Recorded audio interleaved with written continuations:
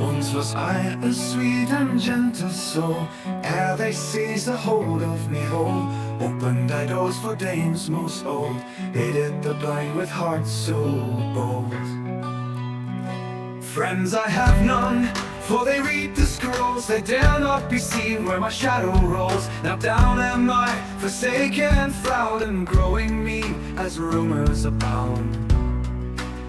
No more Sir Kindly, no more Sir Clean, no more Sir Kindly, they call me obscene.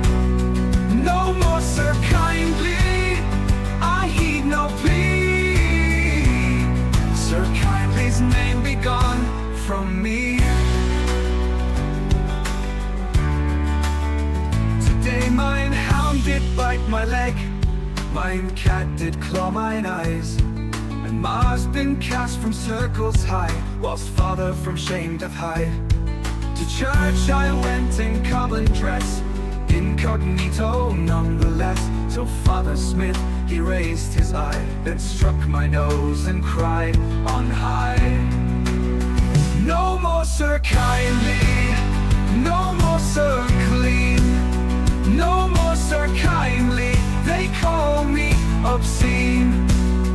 No more Sir Kindly, I heed no plea. Sir Kindly's name be gone from me.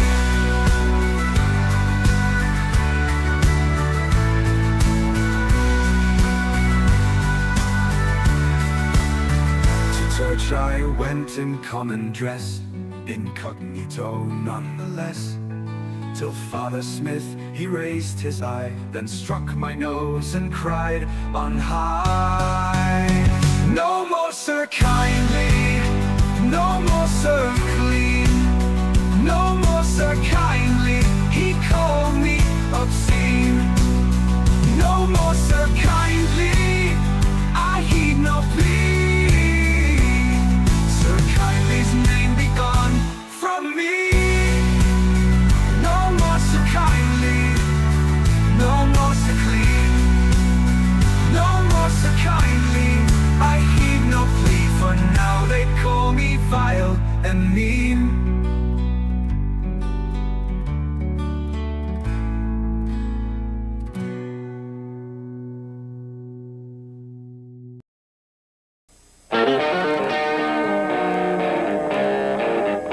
Hey man, is that Double D? Yeah man, well turn it up man. Let's just go in and like kill all the orcs, right? They're the bad guys, who gives a shit? We just hack and slash and we loot their dead bodies, right? Hack and slash, kill them all, you know, conquer the infidels. Boy, that campaign sounds like a barrel of fun, doesn't it?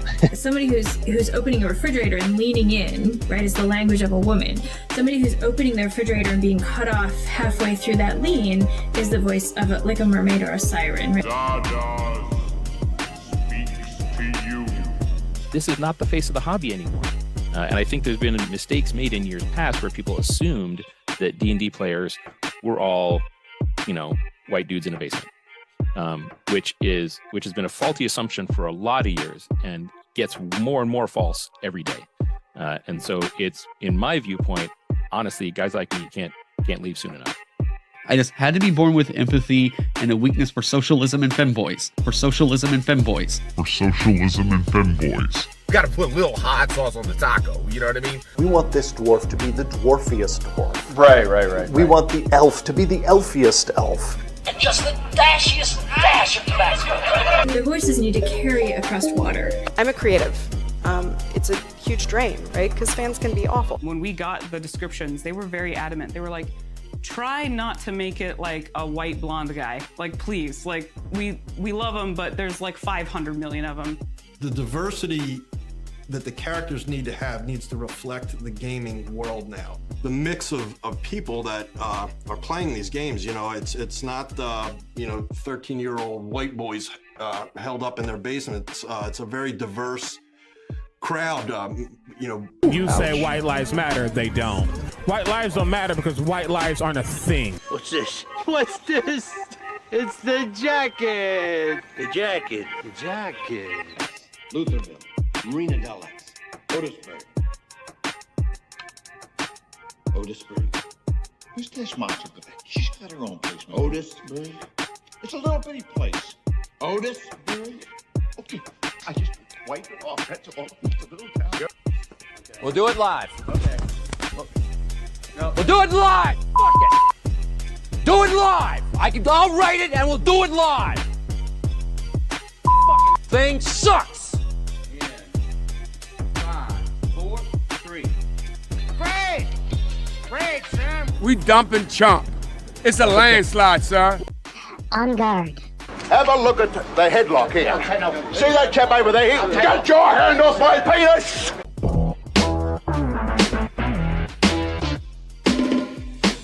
Double zeros, baby! Right. We want the... Ooh. Modify. Verify. They're lined up there, Crazy Mouth. It's like, remember that team in college that put their receivers like they were planes taking off? Mississippi Valley State. Mississippi Valley State. That's Jerry Rice. Go ahead. Set them up. We'll knock them down. Disco. Good to see you here, brother. Dog brothers, sword sisters, time to bang the drums, stoke the fire. War band time. The drums of war are a beaten. Patrick Demio, just Stepping sticky it out. hour. And I believe the lovely Mrs. Demo was in the chat too. Hello, Mrs. Demo. Mrs. D and I and Rogan still talk about what a great time we had with you and what great people you are. So it's good. It's good. Looking to see forward you to guys. it next year. Yes, we definitely are. And look at this. We got a newcomer here. Noob. Let's haze him. New blood. My ear trumpet has been struck by lightning. I love that username. Gifted a membership. Thank you so much, sir. Thank you so very much. We were talking. Crazy Mouse had a very interesting ride today. You want to give the dime store Sure. telling of it? We were in the middle of a snowstorm last week, and it's starting to melt, and everything's getting taken care of. But I picked up this gentleman from a nursing home, and him and I just hit it off like right away on this ride. He sat in the front seat. He rode shotgun with me, which is pretty rare. Usually everyone sits in the back seat, but he rode shotgun. We're just bullshitting. Talked about like getting stuck in the snow. I'm like, I'm not getting stuck in the snow. I got a 4x4 with like snow mode. We're good. And we're driving, and we go. He's describing the house that we're going to, and his kids that are in town, and they're all fighting over this. His wife passed away, and they're all fighting over this like inheritance that they're gonna have. And he went as far as to say, "My kids are assholes, and I'm glad they all moved away." And I'm just listening at this point. I'm not interjecting anything. And he said they're vultures, predators, and he's like, they're all just after one thing. And we pull into his driveway, and he goes, "Will you wait 1 second?" And I said, "Yeah, sure. I don't know, my other ride can wait." Yeah, I like this guy. Yeah. And he comes out the garage, and as his garage opens up, inside is a Dodge Challenger Hellcat. That's what his kids are all after. This is what everyone's after.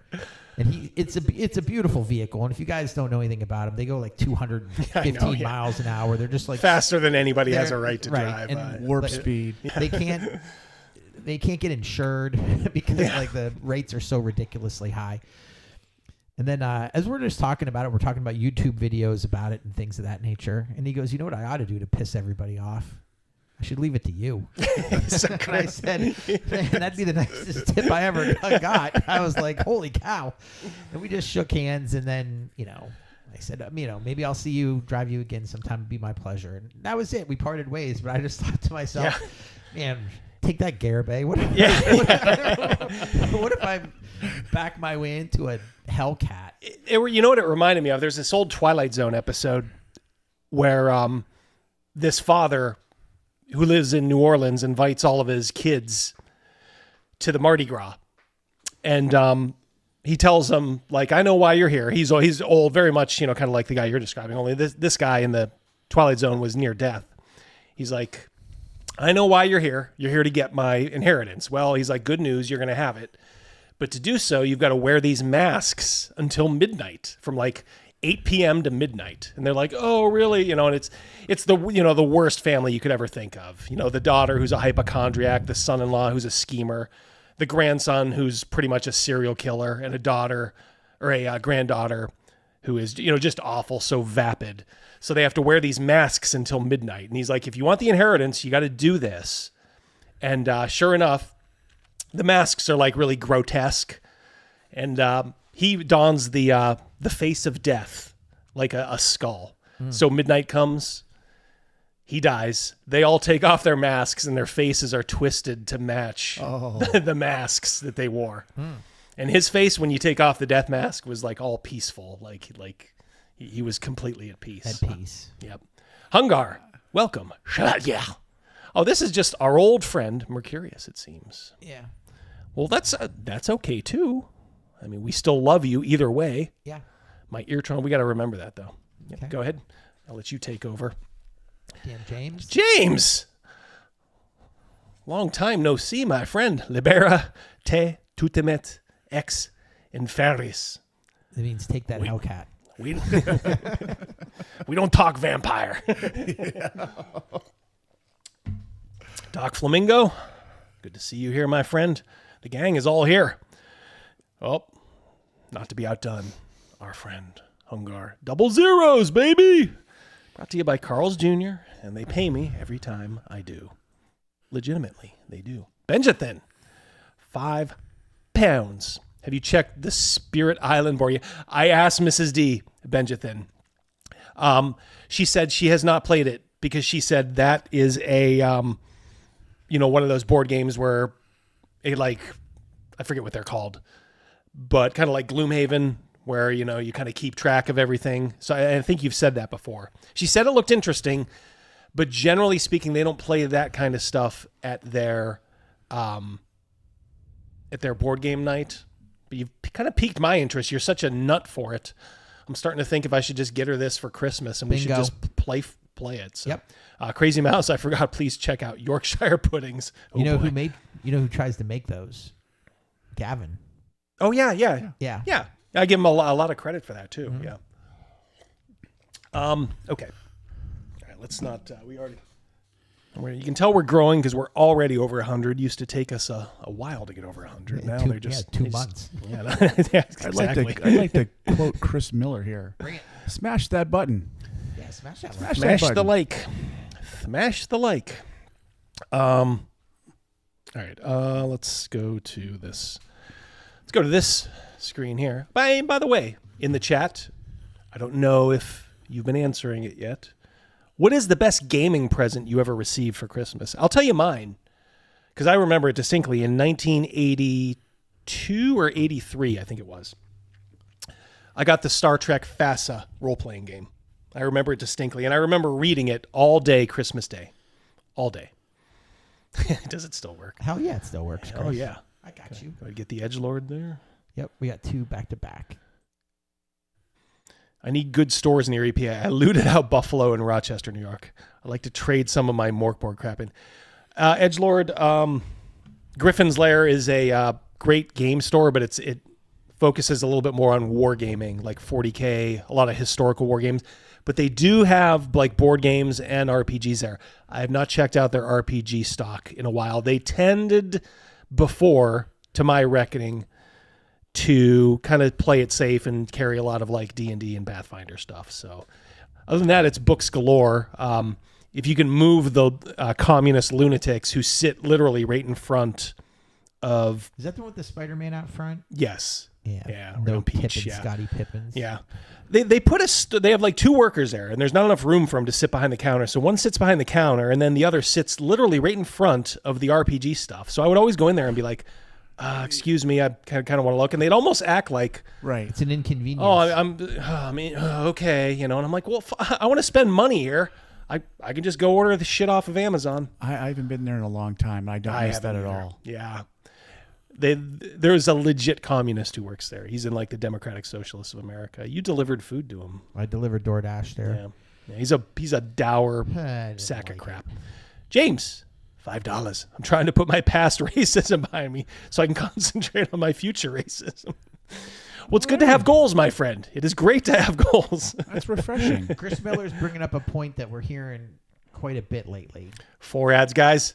I don't know what to say. That's YouTube, because they ask when I set up the streams, how do you how do you want to roll the ads? I always hit conservative, the least amount, but they will get their pound of flesh.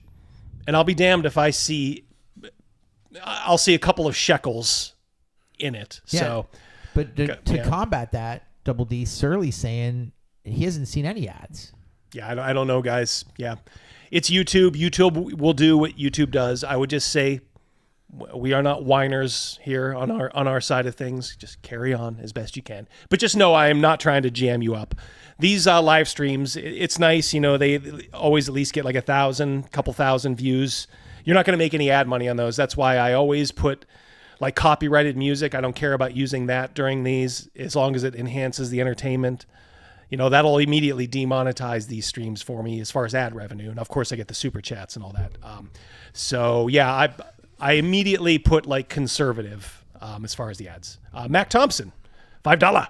Double D, the only RPG gifts I've ever received are those I bought for myself. I'm on an island in a sea of infidels. I'm sorry to hear that, Mac. I got something for you too, Jeff Hatch. In fact, you know, we're going to do it right now. Jeff Hatch, welcome back. Yeah, welcome back. You win a dining room set. Yeah. Hungar, $2. It's not a hate crime if you love doing it. It's a love crime. Yeah, Jeff sent this to me. This is Jeff's new digs. Look at that. Sweet. I chose 3 of the 6, Jeff. I'm not your home movie distributor here, but I'm going to do 3 of them. I love those shields over the fireplace. Yeah, that is cool. That's awesome. This is Jeff Hatch's new abode. I like this one too because that little castle there. We have that. Rogan got that for me. Thank you, Rogan. Oh, very welcome. Yeah, many moons ago. I like the little one of those towers. If you drop it down, the dice will go on the DM side, and one of the towers, if you drop it down, the dice will go on the player side out in public. Yeah, so I hate it. Yeah, Crazy Mouse does not like any sort of roll. Anything that gets in the way of a true roll, he does not like. Don't like it. Yeah, but occasionally we have to do stuff like that. A true roll. Yeah. Roll 30. The Badger. Best game-related Christmas present. It's not even close. AD&D DMG Christmas Day 1980. Badger, I can almost smell it. I can almost taste it. It's weird as we're going through life. These memories that we have of this time, and like it's like you can almost like reach out and touch them. You know what I mean? Oh yeah. Like you're thinking about it, and you're like, I'm almost there. You know, you can never get there, but you're like, I remember how I was feeling. I remember almost exactly how I was feeling, what I was doing, how I was thinking. It's just you can almost like touch it. It's so close. It's a full sensory memory. Yeah. God, getting old is good in a lot of ways. I but like man, memory lane. I like going down there. Yeah, I mean it can be sad sometimes if you want to make it sad, but a lot of times it can just be like, oh, that was great. How much fun I had back then. I bought myself the Grimtooth Trap books this year. I got those too. Yeah, the whatchamacallit, DCC. Those are good. Yep, some good old school traps. Never hurts. Traps and Treachery was a favorite. I like third that. edition. I like that. Mm-hmm. No, that had some good feats in it too. Mm-hmm. Yep.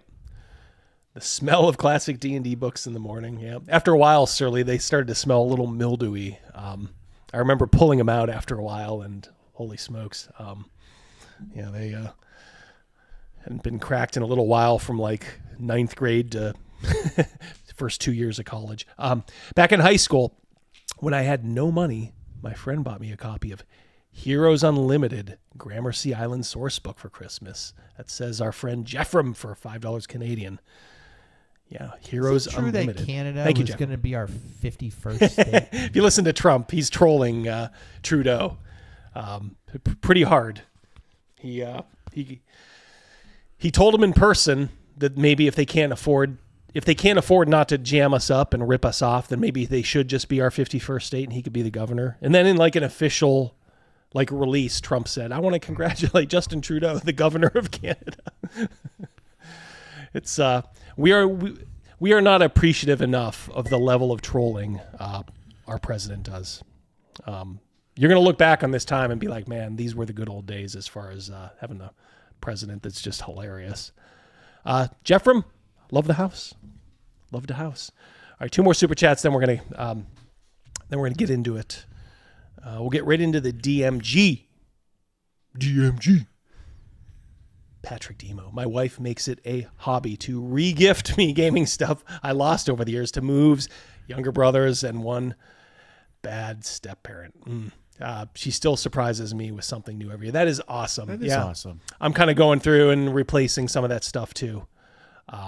So yeah, that's Mrs. Demo. She's a keeper. Thank you, Patrick. And Benjathan, thank you so much.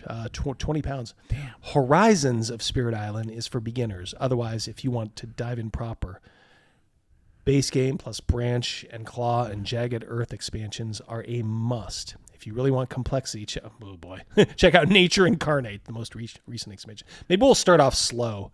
Hopefully she's not watching. As you get older, it's hard to find gifts for your spouse. So we're at the point now where it's like, what do you want? I don't want anything. So we say that every year. You got your ears on all year long. Yeah. In March, she'll say something like, oh, you know what would be nice? Okay. Note to self. All right. All right. So let us, 1 second here.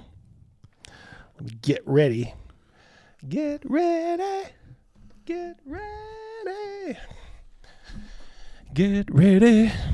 Because here I come. All right, so this is the DMG. I have lots of friends who give me copies of stuff. Strangers, are just friends that you haven't met yet. This is the new DMG. So somebody was talking about getting the original AD&D. First edition, 1980. One of the best, most complete books you'll ever get. I mean, just a glorious book, just jammed with information. This is what you get now. Okay, this is on page 17. So they're talking about, got to be careful not to show too much of this book, or they'll try to claim it or something, or they're talking about the rule of fun. Everyone should have fun playing it. Yeah. Everyone shares equal responsibility in moving it along. Okay. So they're just giving you some generic advice here, talking about the themes. But then we get into this. All right, so first of all, what's with the cutesy little fucking beholder there? They're friendly now. Oh, they're cutesy. My name's Jelly. Jelly the Beholder. Hungar, $2. I asked for guns and ammo and beef jerky for Christmas. All right. Clear out of here! Attaboy. Thank you, Hungar. And may Santa bring you everything you want. So you're sitting down to play a game. Imagine if somebody, when you were, 14, 15, looking to do something cool. Imagine if somebody had slipped this by you and you'd be like, well, I didn't realize this is a kid's game. Oh, no, it's not a kid's game. Okay. Potentially sensitive elements? What? What are we talking about here? Examples: spiders, snakes, demons, romance. Romance is a sensitive element. Mind control. I mean, there's no seduction, apparently no mind flayers, no demons, no snakes, no spiders. I don't like spiders and snakes. X is a hard limit. Don't mention or include. All these little dictators. I'll tell you what you can include in your game. I'm driving the bus now. Soft limit. Handle with care. That's almost even worse. Because at least with the hard limit, if you bought into this bullshit, you'd know well, I guess I can't do that. But with the soft limit, you're always looking over your shoulder.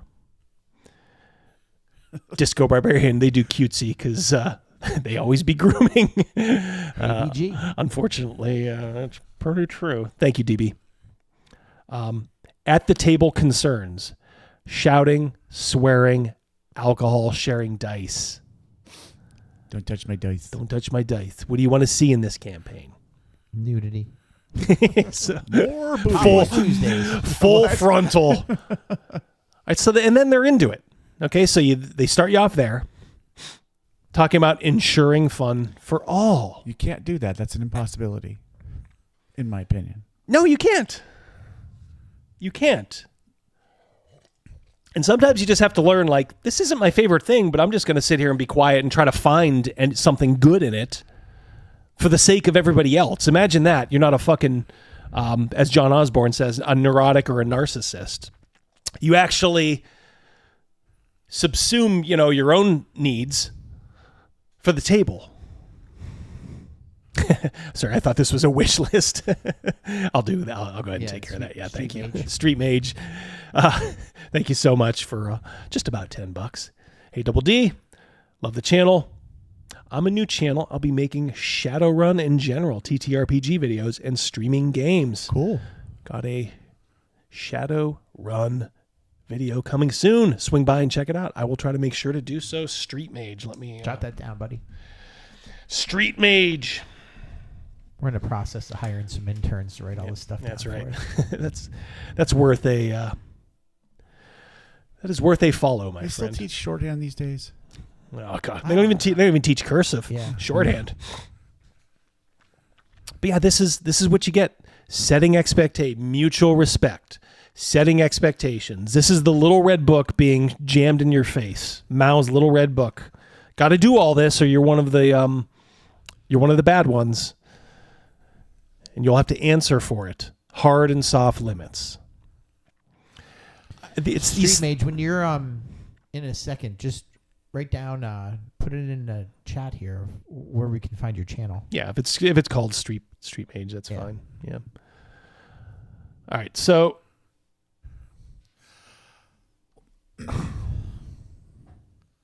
communicating limits. All right, so in a lot of games I've noticed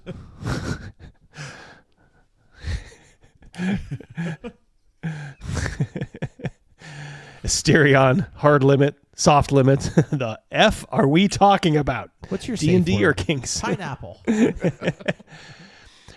A lot of games, like Free League, sometimes will give into this, and I'm ashamed when they do, but they'll just put a box and just say, hey, be smart, if you need to do these tools. I hate seeing it, but if you're going to do it, that's where it belongs, in a single box. A call-out box. This is taking up space. This is taking up a lot of space in the DMG. Communicating limits, limits in play, shifting limits, intra-party conflict, disruptive players, player conflict, role-playing, respect for the players. Do you really do that? Tragic limits. So let's talk about tragic limits. Tragic limits.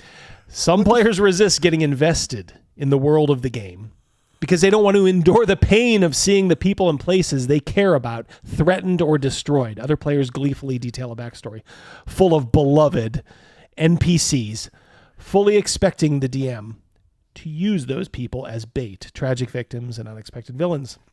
It's important to understand your players' preferences so you neither alienate the players by callously destroying what they love, nor bore them by leaving their backstory out of the campaign story. So what are you supposed to do? You're supposed to be everything to everybody at the table. Congratulations. Yeah. It's amazing. DMing can be especially when you're starting out, it ain't easy, it gets easier the more you do it, but this is why nobody wants to run this game. They have a quote unquote DM shortage. It's like pickup games for hockey. Everyone needs a goalie, Yeah, for sure. Talking about respect. All right, so we're not talking about the X card here and all that stuff. But still, just all this, you're here to talk about the game. Like, okay, how do I run this game? And it's now let's talk about respect for the DM and player dialogue, character, antisocial behavior. I mean, you're supposed to figure this stuff out on your own. If you need a book to tell you some of this stuff, man, I feel bad for you. Long line of work.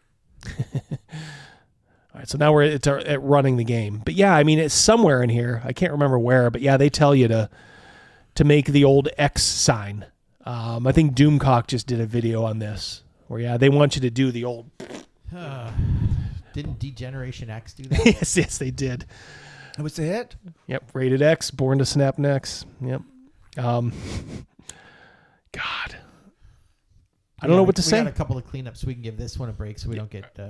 Yeah. All right, so hold on one second. I'll do Minimize this so we it. can see it. Go ahead. Do that voodoo that you do. Patrick Demo, $5. Thank you. Thank you, Patrick. I'm the most arachnophobic person ever. Yeah, I don't like spiders either. I have trouble watching Return of the King without freezing up in a cold sweat. These people are pussies. You said wusses? I'll say pussies for you, Patrick. Thank you, buddy. DB, $2. Okay, gang, the safe word for this session is harder, faster. Chris Miller? Chris Miller, $2. Backstories are trash. The adventure is your story. Yeah, you don't need much other than a short paragraph, and you're pretty good to go. You don't need a novel. Asterion Moloch, $20. Holy smokes! Damn. Thank you, buddy. Started a new game on Baldur's Gate 3. Made a half drow, but white, so it looks like a normal half elf. That seems like it would be funny. So far, every NPC has become Cotton Hill and race checks me instantly. Ouch. In awe of such advanced racism. Thank you, Asterion. There he is. This man making it rain once more. Snake Oil Sean, 5 memberships. Thank you so much for spreading the love. That's awesome. Good to see you here, Snake Oil Sean. Thank you so much. Patty, good to see you too, brother. We got some more Rumble people. Yeah, here. we're finally getting to see the Rumble chats. I made had to make a change, and it is working. Yes. So, Brenda Perez, welcome. Brenda, are you an in fact woman, or is that just a character name? Brenda, if it is, good to see you. It's ladies' night. I was gonna say it's ladies' night here. We used to have a couple. Yeah. Let's see. Good friends here. Black Lodge, halfway through the 2024 team. It's like all the bad YouTube video advice was written down in book form. Yeah, we'll talk about the author of that presently here. Matt and Nick, good to see you guys. Thank you so much. Yeah. All right, so probably the best way. Let's just get right into it. Huh? One more. Yep. $4.99 Street Mage. Conan backstory is literally, I got bored and left to find adventure. It's really all you need. So I think I'm in video 5 here. Let's see. And that is off. Okay. So look at that. There we go. This is D&D's latest video with Chris Perkins talking about how to DM. Nap time. It's this guy, and I tell you, some of you divers, you love to defend this, and I don't understand it. You have a very let's just say he looks like a beefed up Rob Halford with a gerbil. What am I supposed to think? And don't give me this. It goes way back in Spelljammer. It was gay then too. I chuckle every time I see this. Chris Miller, $2, says he wants to know where that hamster goes. Yes, exactly. I'm sorry, but it's boom, Richard Gere. Yep. It goes into the hamster wallet. Yeah, yes. It's like you can't tell me that. It's so odd. And people will say like, "Oh, come on, man! It's fun. It's from back in the day." Well, not everything old is good, and I think this is one they needed to retire. But of course, when these people see a sexually ambiguous, muscled up guy with a gerbil, you know they're going to be all over it. I have several chapters in the new Dungeon Master's Guide. She likes it. That yeah, this just screams adventure. Tree lady's into it. Yeah, tree lady. I mean, he's literally dancing on a fucking dance floor. Chandeliers, sparkly stuff. That lady behind him, she's chewing out some guy. Yeah. Don't you dare. Are those drow in the background? Ooh. Yeah, I think they are. Naughty. Yeah. From supervillains to like party crashers. Oh, so with now fancy like, hairstyles. dancing with the vegetable, the tree lady. So like we can't eat vegetables now. No, I guess not. Do you get splinters there? Let me guess. Her name is Ivy. Yeah.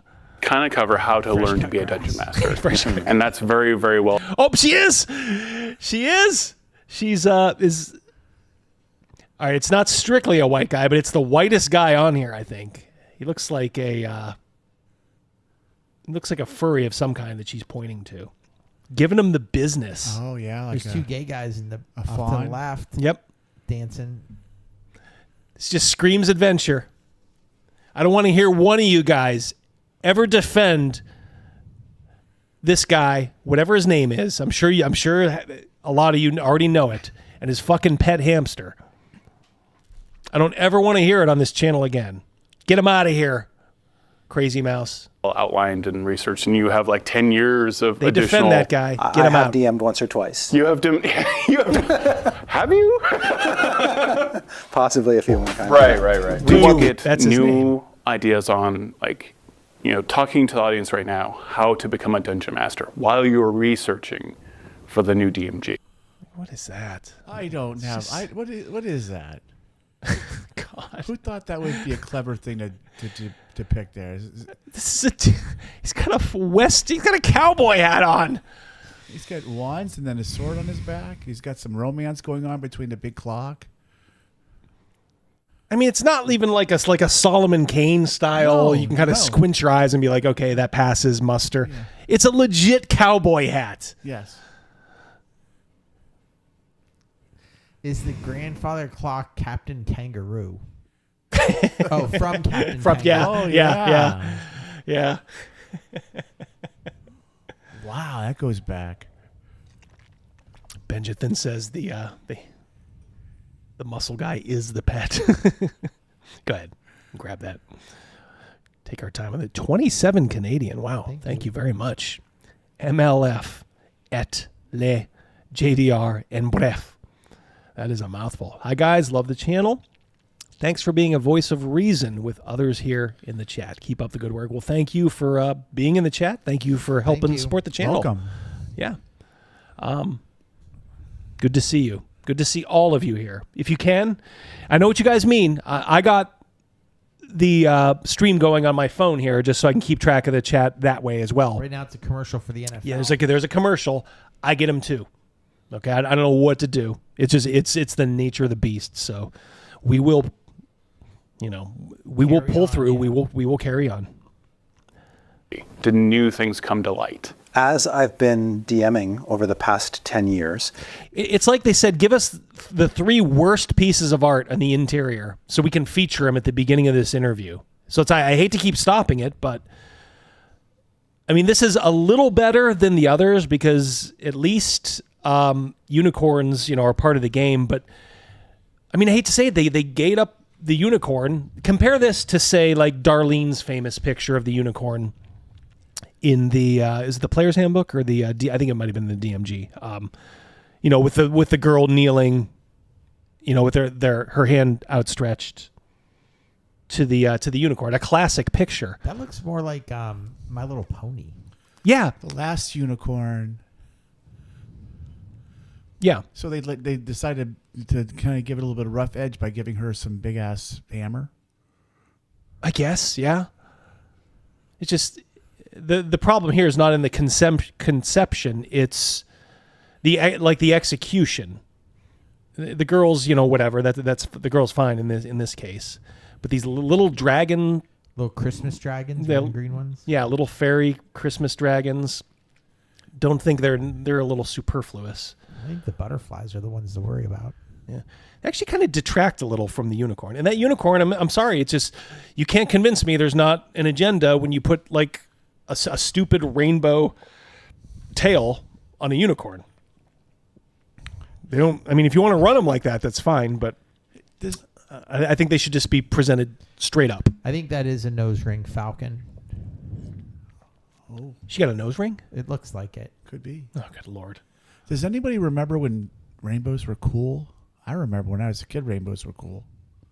Yeah, I mean, You had the band Rainbow, which I love. I mean, alas. And as I've been watching other people DM over the past, like I said, it's not terrible in conception. It's just the subject matter is just wrong. And that tale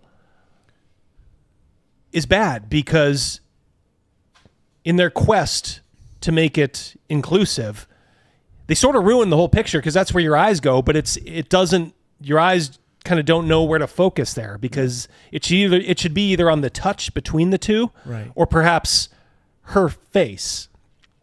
Instead, you've got this block of color in between them, so your eyes just kind of it's like a rejection. Right. There's no flow whatsoever. Yeah. Well, I look at it. Should be in the shadows, right, Rogan? Absolutely. Should be in the shadows. It's in the background, right? I look at it, and the center part is completely lost to me. The thing that pulls me is the horn, the head of the horse. I'm going to call it a horse, and that wispy mane crap that's on the left hand side, and that's kind of where my eyes immediately go to, like fast track. Boom.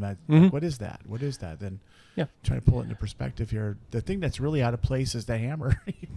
With all the other shit going on. Yeah, exactly. That doesn't belong here. Yeah.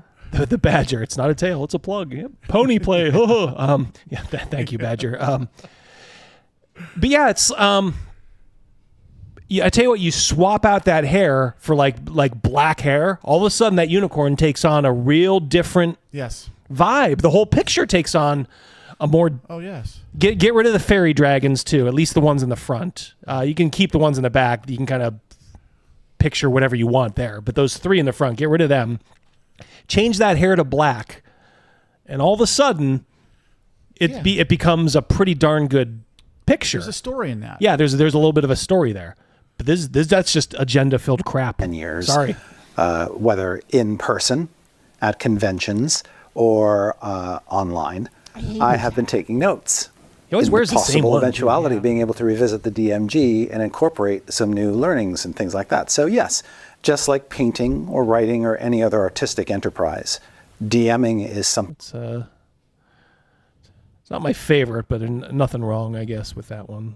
That's a something. If it was in any other past book, we'd be like, that's an alright picture. That's filler. It's a filler picture. It's a little muddied, like all the art they do. It's so muddied. They're afraid to use bold colors, so everything just has this sort of washed out feel. But in the same respect, it's a big dragon. You can kind of picture it kind of being a badass there, and there's people. So I approve. It's a good one. I'd like to see just a hint more detail that show the menace of the dragon. Yeah. Just a little more detailed. Yeah. Make it a little bit big. Make that head a little bit bigger. Make it pop. Make it pop a little bit more. Yeah. Thing where you're constantly learning new tricks, picking up new tips from the people that you admire or you think are doing a really good job. Not every DM is the same. Yeah. Nor should every DM be the same. Oh my God. Less said the better, I guess. Let's just move on. Good grief. Chris Miller, $2. Is a feminine voice with a lisp required at Wizards of the Coast? I'll ask my insider. More or less, I think so. Every DM is, in fact, unique. But there's a lot to be learned by watching people DM. That's not even that. It's a missed opportunity there. That's a garbage picture. Yeah, I was gonna say that's. It is. When I was doing oil painting, I did a couple of okay ones, but obviously I'm just a novice. And when I can look at this and go, I could paint something approaching this, it wouldn't be as good, but just the fact that I could think like, oh yeah, I could do something approaching that. The only thing I like in this picture are the two guys climbing the mountain. Yeah, on the left-hand side. On the left-hand side, in the silhouette. Yeah, yes. that is a good thing. Double D, if you were to paint a picture, in this direction right here, you would have it would have heart. It would have a feeling to it. Yeah, this seems a bit cold. Yeah, that's a good point. Just very cold. I do agree with Crazy Mouse too. That's a good little detail there, but it is. But kind of there's nothing. Looks like they're no good. yeah. But that's the only thing that's up to no good. Like, is there a menace in the water? Mm-hmm. Is that lava coming from the mountain? What is that? Yeah, where's the tension? Yeah. Where's the drama? Is that happy lava? There's no menace there. It doesn't look like it's gonna, lava down on top of a little castle over there. Where's the people running? Without that tension, those guys are like the yodeler in Price is Right. Right. Yodel-lady, yodel-lady, yodel-lady, ooh. Up and over they go. And by being DM'd. When I'm DM'd by somebody like Jeremy Crawford, or when I watch a DM like Deborah Ann Wall, there are moments when I go, oh, that was really clever how they did that. Or, taking tips from Jeremy Crawford? Are you kidding me? Oh, God. Mad Maggie. Mad Maggie. I mean, he's legit about. I'm not going to talk about Deborah Ann Wool because I like Deborah Ann Wool, and I don't know much about her DMing. I know she's kind of becoming kind of a celebrity DM, and I'm sure she's fine. She seems like a real sweetheart. But Jeremy Crawford learning something from learn what not to do. We've watched several videos of him DMing, right? I just want to make sure my cobwebs are on my brain cells. We've fallen asleep to him. Yeah. I still have one queued up if we want to go back. I think we're at the 35-minute mark of that one. Yes. If we want to torture our chat, Yes, maybe how many we'll minutes go was back. before anyone rolled dice? It was like 20 minutes or more? Yeah. Before anyone rolled dice? Yep. Yeah, you guys rock. Thank you so much, Brad White. Yep. Go first time. Yeah, please come back. Welcome aboard. Stay. Make yourself at home. I can see the reason why they did this instead of that, given that the group that they're with or the performance they're trying to engender, that kind of thing. So for me, it was really just an opportunity to take all these notes and teachings and just codify them.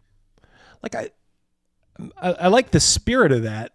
Yeah, that's okay. So that's it's just it's hard to suss out. Like, is that like a ship, or is that? It looks like a ship on the right-hand side. Yeah, it's like obviously a spider because I see a drider down there. Driders are pretty cool. But why though? Well, the composition is, again, it's muddled. It really doesn't. Yeah. How does it make you feel? This doesn't make me feel like anything. I'm not feeling like there's danger. I'm not feeling like there's, it's. Yeah, it's you got to. Yeah.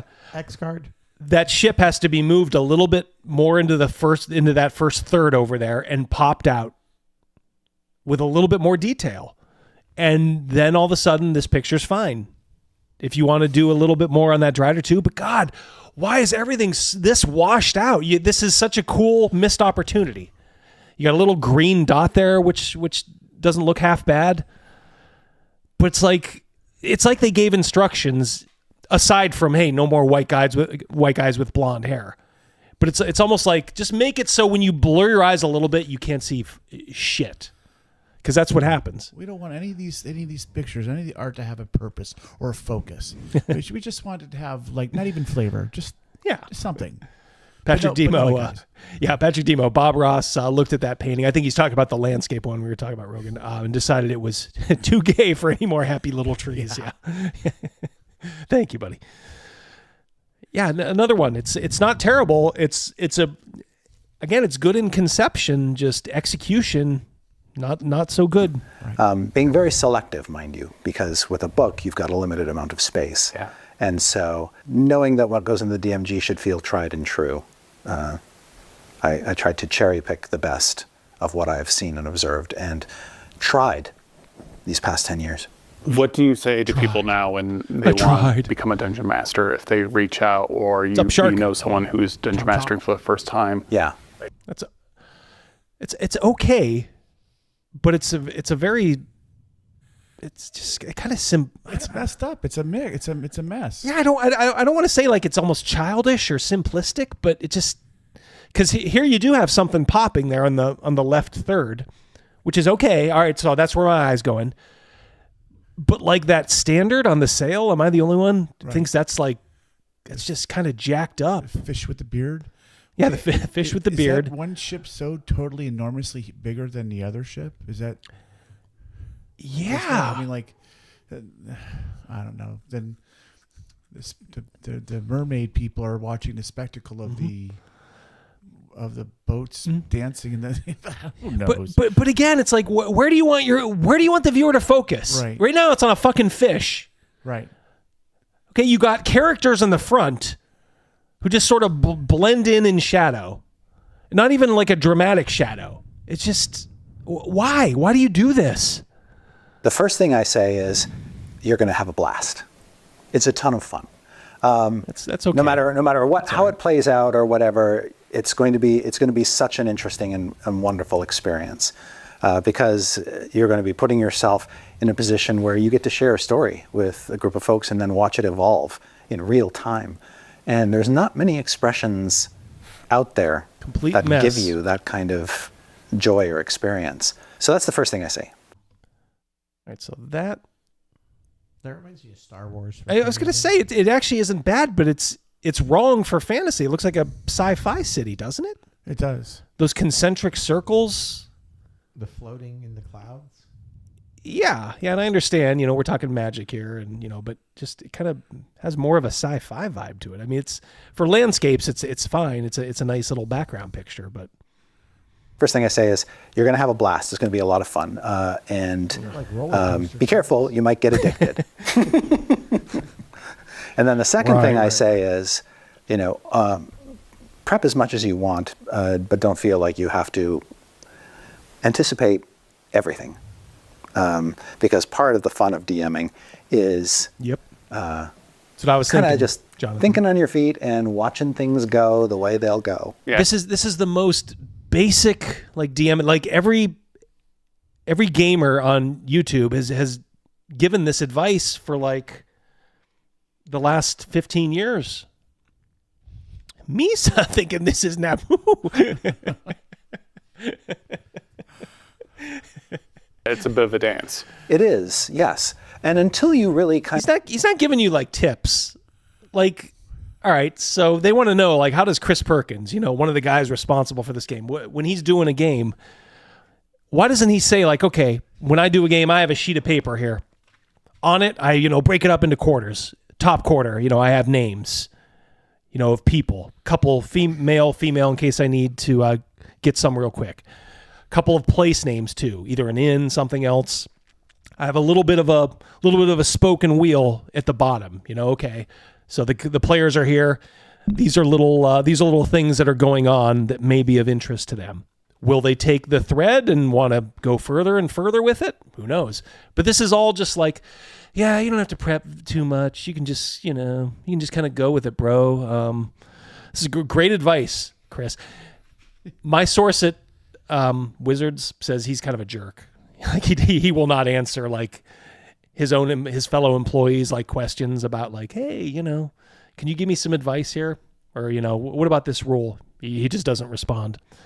Mac, $2, correct. He's just parroting common RPG knowledge. Yeah. And look, as much as I don't like Matt Colville because he's a fat communist pig, but at least he gave you advice, back before people, I guess, knew he was a full communist fat pig. He gave you stuff practical stuff like, oh yeah, I could work this in, or okay, I haven't thought about that in this way. I'm not saying everything he said was bang on, but a lot of stuff he said was just kind of common wisdom with a couple of tips in there. This is just generic, boring settle bullshit. In and get to know your players' tastes. You're going to be taking just some shots in the dark. And not everything you think is going to be super cool is going to be as cool as you think. And some things you thought that you never expected to be cool are going to be even cooler than you think. I think that just preparing new DMs by saying... What is the... Okay, so rat person? Is the rat in the shirt the owner of the rat that's running without a shirt? Yeah, is he a were-rat maybe? Or yeah, but like, does this guy... Yeah. Like, he's dressed. This guy, is that his pet? Because he's got no clothes on. Yeah, but he's big. That's his children. He's chasing him to Walmart right now. Don't quite know what's going on here. That's not telling a story. It's not. It's trying to, like, just have some people running, but... From what? Yeah, but look in the back. The white-haired chick in the far back. They're all looking at different directions. It's like they're all running from something. Whereas you would think like, oh, well, these rat people are running from the heroes here who are chasing them. But the way that back chick is looking, it's almost like she's running too, because she's like screaming and looking like up to the upper right. Yeah. Is that Mitzelplick from Super like this guy? Yeah, the guy in the middle. Yeah, the red-haired. Is that someone behind him? It's hard for me to tell from this perspective. Behind that pony's red flowing hair. I think that's his like sword on his back. Yeah, I don't think so. Yeah, I think. But good point. What's again up with the purple guy? There's no Quizzle. Yeah. Is that like a? It's like either a barrier or a tiefling or something. Yeah, someone wrote in tiefling. Is he just? Yeah. Is he just singing? Does he have his hand? The just consummate noted? nerd. The consummate nerd says it's a tiefling sneezing. That's right. We're just breaking out into a musical number, knowing these people. La! Once you're a jet, you're always a jet. It's going to be a fun ride, even if you're not sure where the destination is yet. That must be more like Spelljammery stuff. Looks like a bunch of V's coming. Yep. I think the most surprising thing to me, probably still to this day, is how much people glob onto NPCs I create. So I think about the story, I think about the characters they're going to interact with, but there are many characters who have persisted well beyond the plan because of the affection the players have. It's just such standard, like... There's memes about this, like the NPC you create just off the cuff, like, oh yeah, the shop owner, or, the orphan boy or something. It's like, yeah, they all of a sudden take on a huge importance. But why are these guys are acting like this is like a deep cut, Why is that a master's clock? tip. What's up with the clock? With the lips and the one eye? No, those are Modrons. Those are from Planescape. So it's like this. Is that like a branch of D&D? It's a setting. Okay, it's a setting for D&D. Yeah. They are old school, so to speak. I never really liked them. Even when I ran Planescape, I did not include Modrons very much. I thought they were too stupid. But I'll give people, unlike the hamster guy, Boo. I'll give people some slack here. If you include Modrons, that's fine. I got no problem with that. Or the hatred of an NPC. Another tip that I like to give new DMs is ask the players what they want. Yeah. Have a conversation before you're actually planning. Yeah, I want to roll. Okay, all right. You got it. I want to roll 3 wishes. My last wish, I want 3 more wishes. I'm going to try that on Friday night. You're welcome to try. To run the game and say, hey, I'd like to DM a game for you guys. What kind of fun are you looking for? That is Naboo, because there's Boss Nass, right? Yes. Boss Nass. He's having Doki Doki Day. Binks. That was that Brian Blessed who did the voice for Boss Nass? That I'm not AKA, sure. I would have thought it was Boss Hogg, but I know that he passed away. It's Voltan from Flash Gordon. Those are what, bullywugs or something? Those frog people. It's just it's so weird and random. They're saying yes, double D. Yeah. Okay. Yep. Yeah, it's like why not just have a Medusa? That Medusa's tail is just like jacked going over the place. Going over those stairs. It just does not look right at all. And then our adventuring party is hiding up in the right-hand corner. Up in the window there, right? Is that the adventuring party? Yeah, I guess, yeah. Get ready to spring into action. Yes. We'll show them. Oh, no, I can't. I'm afraid of frogs. Yeah. You could nitpick and say that, like, those stairs are jacked. They're going, like, 2 different directions, right? Look at the top half of those stairs where she is, and then the bottom half just doesn't seem like right to me. I don't know, it's just something off about it. Magnificent Devil says the perspective is all wrong. Yeah, thank you. I always want to say like I'm right, but like holy shit, like yeah, it looks like one of those Dutch angles. The frog up front, just remember he didn't turn off the stove. Yeah. He does. That's right. That's hilarious. He does. Yeah, he definitely looks like he forgot something. Yeah, look at the bottom of the stairs where the players are. How do they get down? Yeah. Yeah, that's. Oh yeah. There's like a fall off there. What is that? This is just. I mean, I understand in some respect it's just kind of background, but if you're gonna have this level of like just kind of like fudging it, you better have like some shit going on in the front to kind of overbear like that stuff. And then all those flaws are kind of like, yeah, but who cares, you know? Instead, yeah, you've got a concerned frog guy there who looks like he wants to be anywhere but here. Oh my God. My hot dogs are still boiling. Yeah,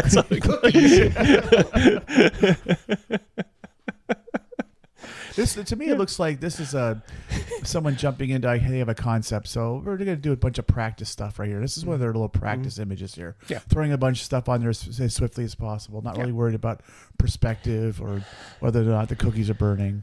Yeah, it's amateurish. Yeah. Like if somebody had come up that wasn't a professional and did this, I'd be like, oh yeah, it's kind of cool. Yeah, some things to tighten up a little bit for the future. Like everybody's saying in the chat, yeah, where are those stairs going? Like, did they run out of money? Yeah, like the weird Dutch angle, it's all kind of shot at. Like the buildings are, everything looks weird and jacked. It's one of those ones, like the more you look at it, your stomach starts like getting a little nauseous, like just from like, all right, where's like what is going on here? And it's hard to like, your eye movement, the flow of the picture. There's really no flow. You look at it, yeah. My eyes drawn right to the big blank space in the middle, and then there's the spear. My eyes go right to that frog. Well, yeah. Oh, yeah. Well, the blank space right there, then the black spear, then right to the frog. Yeah, and he's setting the tone, so to speak, or he's setting the level. So he's at like a normal, like he's front and center. Right. And then you look at everything behind him, and it's at this weird angled.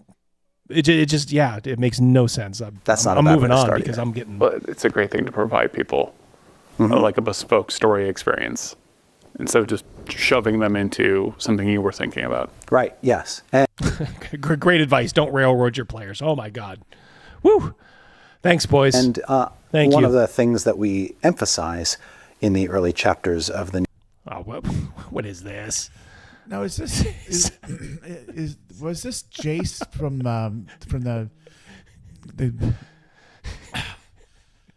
what's the trade card that they do? The Carter game that I refuse the Magic the Gathering. Magic the Gathering. Is this the Jace? Wasn't he a character out of one of the inceptions of the Magic the Gathering? Yeah, I do not know. Chat, help us out. This is an MTG Jace. Okay, Overkill Joe is on it. An Yeah, African American version of him because the white guy was not good enough. Oh, they did a. Was the original Jace a redhead? Did they do the old ginger? No, he's a replacement white dude. And now he's a brother with glasses. He's a brother. Man, whipping up his purple drink. New Dungeon Master's Guide is that understanding your players' tastes and that's Malcolm X. Says Surly. Yeah, Surly that rocked. You guys are better than us. That's why we have you here. Fast. Make us look good. References. Malcolm X. It's just so stupid. I mean, it's not that he's black. It's just he looks like a black that was literally dragged off like the streets of Chicago today. Here, put this robe on. We're gonna put you over a big book. Contributes to the success of your game. Do you still remember the first time you dungeon mastered? Vaguely, yes. Yeah, I still remember where I was. Yeah. You remember where you was? I remember where I was when you were DMing. Yeah. I remember where I was. Yeah. I remember where I was. Don't take the bait. Don't ask him. Don't ask him where were you. Don't take that bait. It wasn't an ideal, what I call an ideal play experience, because it was me and one player. Right. And that one player was playing all the characters in the party. Oh, wow. Yeah. Okay, that's hard. Like, what's hard? Tell us what's hard. His reactions are so good. So, no, this was first edition. Yeah. So the characters were kind of like shells of characters. They didn't have much identity. There was right, so I don't like what he does here, because he could have just said like we were young and the characters didn't have identity, but he made a point to say like they were first edition, so they didn't have any identity. Like it was impossible to have a first edition character who had a little, interest to them, which is completely wrong. You could just say like, hey, look, we were young and dumb and didn't know how to do it. And that would be fine. But first edition doesn't have anything to do with it, Chris. They'll take any chance they get to run down prior versions of this game. Any chance they get, they will run down anything before third edition. A fighter. Yeah. And then there was the magic user, there was the cleric, there was the rogue. And I remember... What is going on here? No, these are characters from the cartoon? That one definitely looks like it. Yeah. Right. Yeah. Yeah, it is. Yeah, they love these cheap member berries. Is that Williams? But is that... Yeah, is that... Yeah, Chris Miller's like, all these guys have glasses. Yeah. Like before, you'd have thought like, well, glasses is a sign of weakness. So let's not make our characters, let's not show our characters with that particular weakness. And there's nothing wrong with that, because it's a fucking game. And if you, but yeah, I'm trying to figure out like what's going on with him. He looks, I don't know. He's got like kind of like the Nazi haircut. A little bit. Well, that guy's creating a new spell called the panty dropper. This is gonna work. It's like that movie Zapped with Scott Baio and Willie Ames. Yep, they're gonna do some hijinks. The player had a personality. She is showing a little leg there. She is. Yeah. Her triceps. For the main character that he liked, and then the others were just kind of nobodies. But that was fun because neither of us really knew exactly what we were doing. I as the DM and him as the player. We were. So one thing I can tell, he has no personality at all, Chris Perkins. No. Just every interview I've seen, it's just this monotone, flat, like. So it makes you wonder, like, well, how good of a DM could somebody like that be? Not that you have to be a master of voices like Matt Mercer, but geez, how about a little energy? It is Presto, Dana, and Eric. Yeah, Eric just looked a little weird. Eric was Donnie Most, I think, right? Yeah. Just rolling dice and having fun. Yeah. And only later did we realize that. I like that one. That's a good one. I like that. I like that. Yeah, I like that. Got the focus where it should be, right on the giant. And they don't have the mind flare. Like blending into the background too much. I mean, Nixon's out. Nix it. He's got to go grade some papers. Where are you going? All right. Grade papers. Yep. It's the end of like some semesters and stuff. Yeah. Good luck. Catch you on the flippity flop. Everyone passed. Yeah, I like this one. That's the first really legit good one I've seen. There's a bunch of stuff we weren't doing right. At least not within the context as the rules is written. Right. It didn't matter. No, it's very much a learn as you go game. Yes, and it's Overkill Joe, the technically not blandest of the wrong bland. if you're all having fun. Blandiest of the bland. That's the wonderful thing about D&D is, yes, there are rules, and if you choose not to follow them, but you're still having fun, congratulations. You had a successful game of Dungeons & Dragons. Yeah, I don't know that I... I'm not making fun. It's like Do you think they're actually like the way his eyes are always like going and stuff. I don't know. I could see Todd I think he's married, mooning but, like, over. Yeah. I could see him kind of mooning over. Chris Perkins gets like credit for being like this quasi celebrity. I don't think he's that good at all. I mean, he's a glorified editor. And just through pure attrition, he's like one of the last ones standing, him and Jeremy Crawford. So he got handed this. So you know what that means? He's a yes person. Corporate guy, yeah. Yeah. Yeah, a lot of more talented people like Mike Merles. By the way, as an aside, caught up with Mike Merles on Twitter. I even gave him a little hell for that stupid math tweet. But you know what? My props to Mike Merles. He's like, hey, I'm going to stick it out here on Twitter. These people keep you honest. He didn't fuck off over to Blue Sky. So, Blue Cry. Yeah, Blue Cry. Where all the pedos are. But yeah, no, he said I like it. He said I like this kind of interaction. So you know what? Maybe Mike Mearls has kind of turned a little bit of a corner. I don't think he's going to be tuning in to shows like this anytime soon. But I gave him a follow for sure. I got a full grasp of the rules for quite some time, just session to session, and you were learning so fast. You're looking up a rule, you're finding the information, and then that process just kind of solidifies it in your brain. Again, fluff that doesn't tell a story. Do you know what would be cooler about that guy, that like unicorn guy in the back? Yeah. The What horn. if that was his helmet, and that was like a real human? Oh yeah, it'd be a lot better. It would be that. Yeah, that would be really cool. It's just. But what are they facing? What is the danger? Give us just a little teaser. Give us something. Technically, it's like, okay, it's fine. I mean, there's nothing. I can't see anything wrong with the way the figures are constructed. But this is one where the execution is fine, but the conception is just not very good. It's just 3 people doing something. $5 from Patrick. You get a livelier game master than Perkins playing D&D at a funeral. And your DM is the one in the casket. I agree. Yeah, I've never been impressed with the guy. Never been impressed with anything about him. I don't know if like RPG Pundit has ever spilled any tea over him. He must not have made a very big impression, because every time I've heard of like when Pundit talks about his time working on 5e, he talks about like Mike Mearls a lot.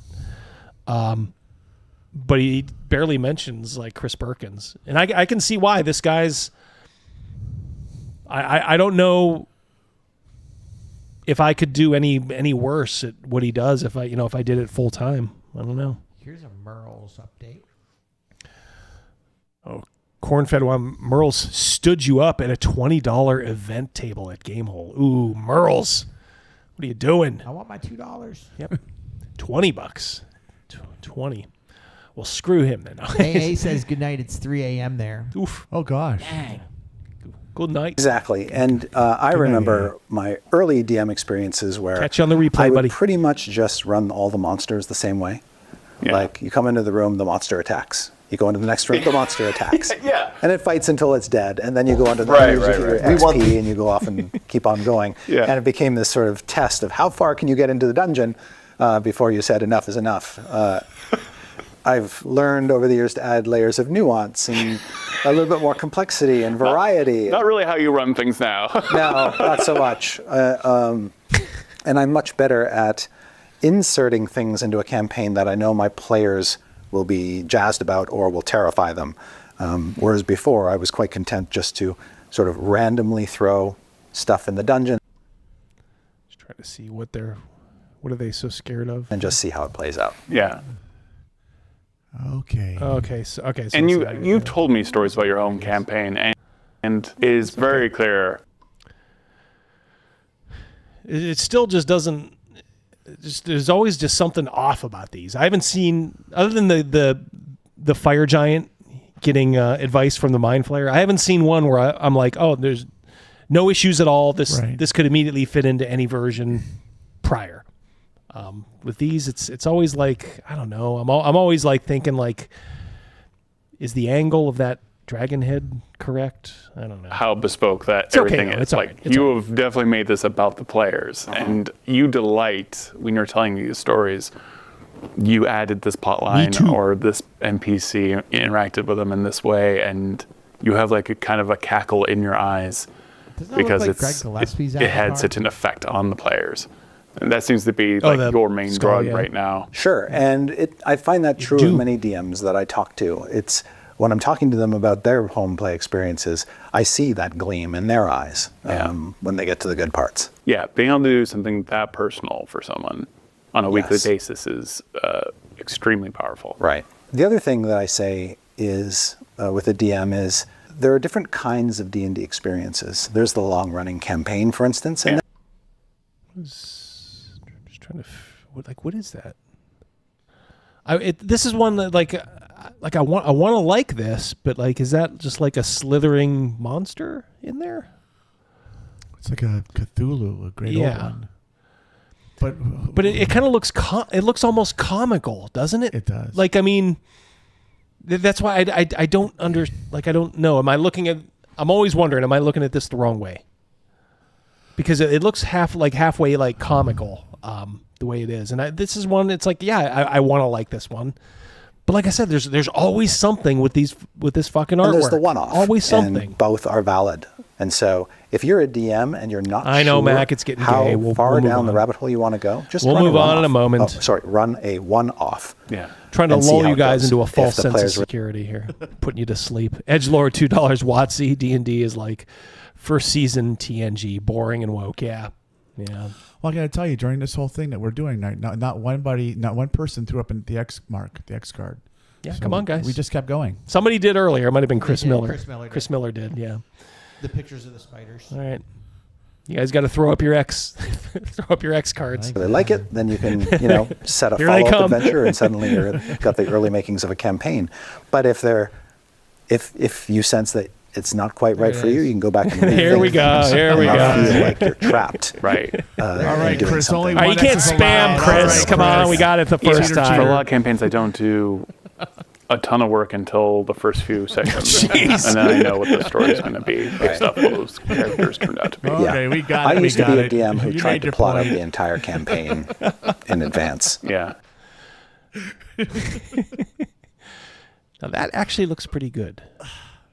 It's the Rot Grub guy. I like that. I kind of like that. 2 points for Gryffindor. And I abandoned that after it turned out more often than not to be a futile. Well, not entirely A couple more not minutes here, fun, guys, then we'll go. but ultimately pointless Yeah. exercise. That's its own metagame, though, also for our Dungeon Master. Like Chris Perkins is the guy you'd like go to when you, like, I could see this happening at work. Like somebody would be like really excited, like they had this banger of an idea. Chris, I got this, blah, blah, blah, blah, blah. And he'd take that tone where he'd be like, okay, let's talk about this for a moment. He would like immediately like bring your energy down. Yeah. He's there to like piss on your dreams, I think. Like if you had to like report to him at work. You would walk away thinking that you're the dumbest person. Yeah. Yeah. And he seems like the kind of guy that would do that. Like I have to like subtly tear people down to kind of keep my spot. Because I think at his core, he knows what a bit of a fraud he is, standing on the shoulders of people like, better people that came before him, let's just say. It's not necessarily about Energy vampire, yes. doing this plot line, but you're Yes. writing a plot line on your own. Yes. Like a Gives you a black, sense of- he's like a black hole of Remember that suck. commercial on either Saturday morning cartoons or after school special when the kid runs through the door, Dad, I got an A, and the door slams. Hey, stop slamming that door. And then they go back and says, hey. And then he says, I got an A or whatever. He's the guy that yells, stop slamming that door. Slamming the door. I remember when I have a distinct memory of when I was in first grade, running home, because we used to walk home from school back then. And I went into my parents' room, and they had their own bathroom in there. And my dad was sitting right on the john, and he had the door open. And I was like, Dad, I got an A. I turned around, and he was there like staring at me right from the toilet. And he's just handled it very well. He's like, oh, that's great, son. That's great. And I'm like, okay. I walked out like, all right. Knock, I guess. Lesson learned. First grade, double D. Learn quick. Andrew Thomas. Just about $10. This artwork is gay. That is why it lacks any inspirational power. Yeah, for the most part. Yeah, there was a couple that were pretty good in there. For the most part, though, yeah, like 80% of it was hot garbage. It points to nothing transcendent and appeals to the 3%. Yeah, it will not be remembered. Yeah, even the ones that were good, I can't say they're going to be like Paladin in Hell, that level kind of stuff. But these are not one of these art that we've seen is going to be inspire any new gamer like the old art used to inspire us back in the day. Nothing is, that's how I'm looking at it. No, it's made not to. It's like corporate art. So it's just meant to kind of blend in. That's where you get that sort of like, don't stand out too much. Right. In a way, it does kind of reflect the prevailing attitudes. Don't rock the boat. Just don't, just kind of paper over everything with the same kind of, kind of film of just kind of blandness. We're not allowed to call it whitewash. No, not anymore. But we're going to do that to everything. Yeah. Yeah, no, yeah, they're not going to be remembered. They aren't. And, maybe it's a little unfair, because I don't know. I mean, there is still good artwork out there to be done. Right. But maybe if some of them did try to just, I've noticed, they're afraid to go back to simple line art. It's like they're afraid of a black and white piece of art in their color book. It's going to, people's heads are just going to explode. Pets' heads are falling off. Our pets' heads are falling off. All right, so I'll need control here for a moment. Go ahead. Yeah, go ahead. For Chris Miller. Chris Miller. By the way, just finished Pundit's new book. Ooh, and the artwork is great. P.S. No AI. Oh, That's wow. good. Thank you, Chris. Yeah. Rock and roll. Give us, keep me in the loop there. We support you guys. Check out Mad Scribe magazines. Yep, Mad Scribe magazine. Quarterly. Even though Pundit can be a bit of a pill at times. What a great gift it would make. Oh, yes. Drive Through RPG, Mad Scribe magazine. To the guy who won the Mad Scribe magazine, I did get it out today. Okay, it's just our mail is so far behind still, a little bit. Snowmageddon. Yeah, from Snowmageddon. Hopefully you'll get it before Christmas. So thank you for bearing with me. Okay, I'm going to need control here, Crazy Mouse. We'll do a little. Well, first of all, you have complete control. Complete control. Pineapple. Let's do it.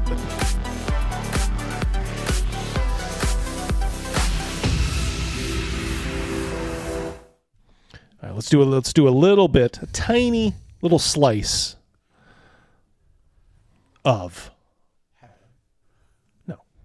off the table news. All right. So I saw this. This is kind of funny here. Scandal rocks the political world as an elected official is accused of bullying her aide into SEX and making him run her errands. So it's going to be the girl on the left here. Any guesses on the state? What state of the union would someone like this be elected? Well, it looks like something northwest. Yeah, is my guess. Yeah, you're seeing the picture there. You are absolutely correct. What picture? Is that Washington? See the little mountain there? Well, I'm thinking that was Mount Rainier. Yeah, it is. It's Washington. Oh, okay. It's Washington. Thurston County. Thurston Howell. Thurston Howell. Lovey. As we find our nation in a period of great transition, you'd think that maybe, just maybe, our political leaders would conduct themselves with dignity. They'd spend these next few weeks before a new chapter in our history begins representing themselves and all of us with the professionalism the voters demand. That at a bare minimum, they'd stop the scandalous behavior that seems to have become the standard operating procedure of the ruling class. If for a little while it pains me to say it's not the case. A glamorous, I don't know if I'd call her glamorous, but we'll see. She's okay. Washington state lawmaker Emily Clowes, 30, bullied a male aide into sex, then made him run her errands, and then tried to fire him when he reported her, a lawsuit claims. He must have filed suit against her. Clowes was elected as a commissioner in Thurston County. So here she is. Oh, boy. Thurston County sounds more like Thirsty County, am I right? All right. Then, she got shit in her face already. So that's why I wouldn't call her glamorous. Apparently she got right into office and then just started, I guess, abusing her power. I like the author here. I expected more given her Linda Cardellini looks. She doesn't look anything like her. In one picture, I can kind of see where maybe she did. But this, you got the fucking dyed hair. You got this nose ring in the front. Not even the one through the nostril or, on the side. The septum burner. Does she have one in her lip as well? Yeah. She got one in her lip. Okay. It's the bull one, through the front of the nose. That is the sign now. That is the new, hair dyeing, because not all of them dye their hair anymore. You see somebody with those, run. Literally, run. Crazy bitch.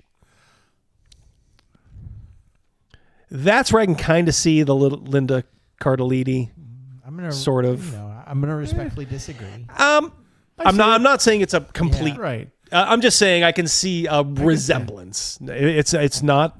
And look, she looks a lot better there than she did with all the other shit in her face. Although it looks like she has most of it in here She too. does. Jeez. She's all three in there as well. Oh, good Lord.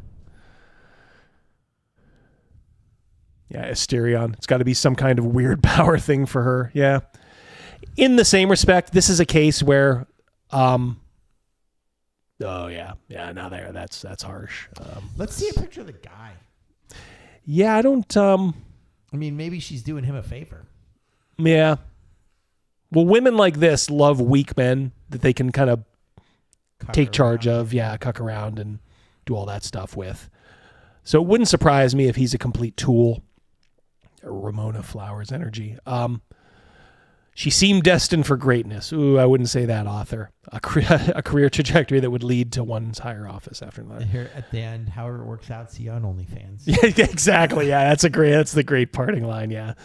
Yep. See you on OnlyFans. In this one, I'm not going to. So did she get fired? I think she's just in trouble. I think she's just being sued. I don't think she's been taken. The aide says other Thurston County officials tried to suppress his claims. So she's got the other officials, kind of carrying the water for her. I've got a posse. Allegedly asking him what amount of money it would take to make his claims go away. Yeah, it's good to know things are going well, swimmingly out there in Washington. He was put on administrative leave, which the aide says gave him the impression of being guilty of wrongdoing. Well, I'm sorry, you play, as they say, stupid games, you win stupid prizes. This was your prize. You got to bang this for a while. And, the cost is, this crazy woman tried to fuck with you. Well, guess what? You should have looked at her and known she was a crazy woman. What kind of errands? Yeah, I was wondering that too when I read this earlier. Like, is this like could you go? Is he a whiner and is she just saying like, hey, could you pick us up some McDonald's? Yeah. Like, can you? Yeah. I cannot leave. Can you go get the McDonald's? Yeah. I'll buy you lunch or whatever. Yeah. That's why I don't have sympathy for him, but I can also see her saying like, oh yeah, go pick up. My new nail polish is in. My new hair dye, all kinds of stuff. A hair conditioner, because those ends look awful. Yeah. Yeah, God. People, like we have a horrible city council woman here, too, who insulted every person who voted for Trump, essentially called them KKK people. It must be very easy for these kinds of women to get elected to these kinds of positions. Because I think a lot of people just don't care anymore, so they will elect people like this, but yep. Yeah, she does. She looks pretty bad there. Yeah, OnlyFans. Yep. I don't know. What's this world coming to? Hi. It's coming. It's coming here. It's coming here. All right. Whoop, whoop, whoop, whoop. My man. My man. All right. Dodge. Is he in a Hellcat?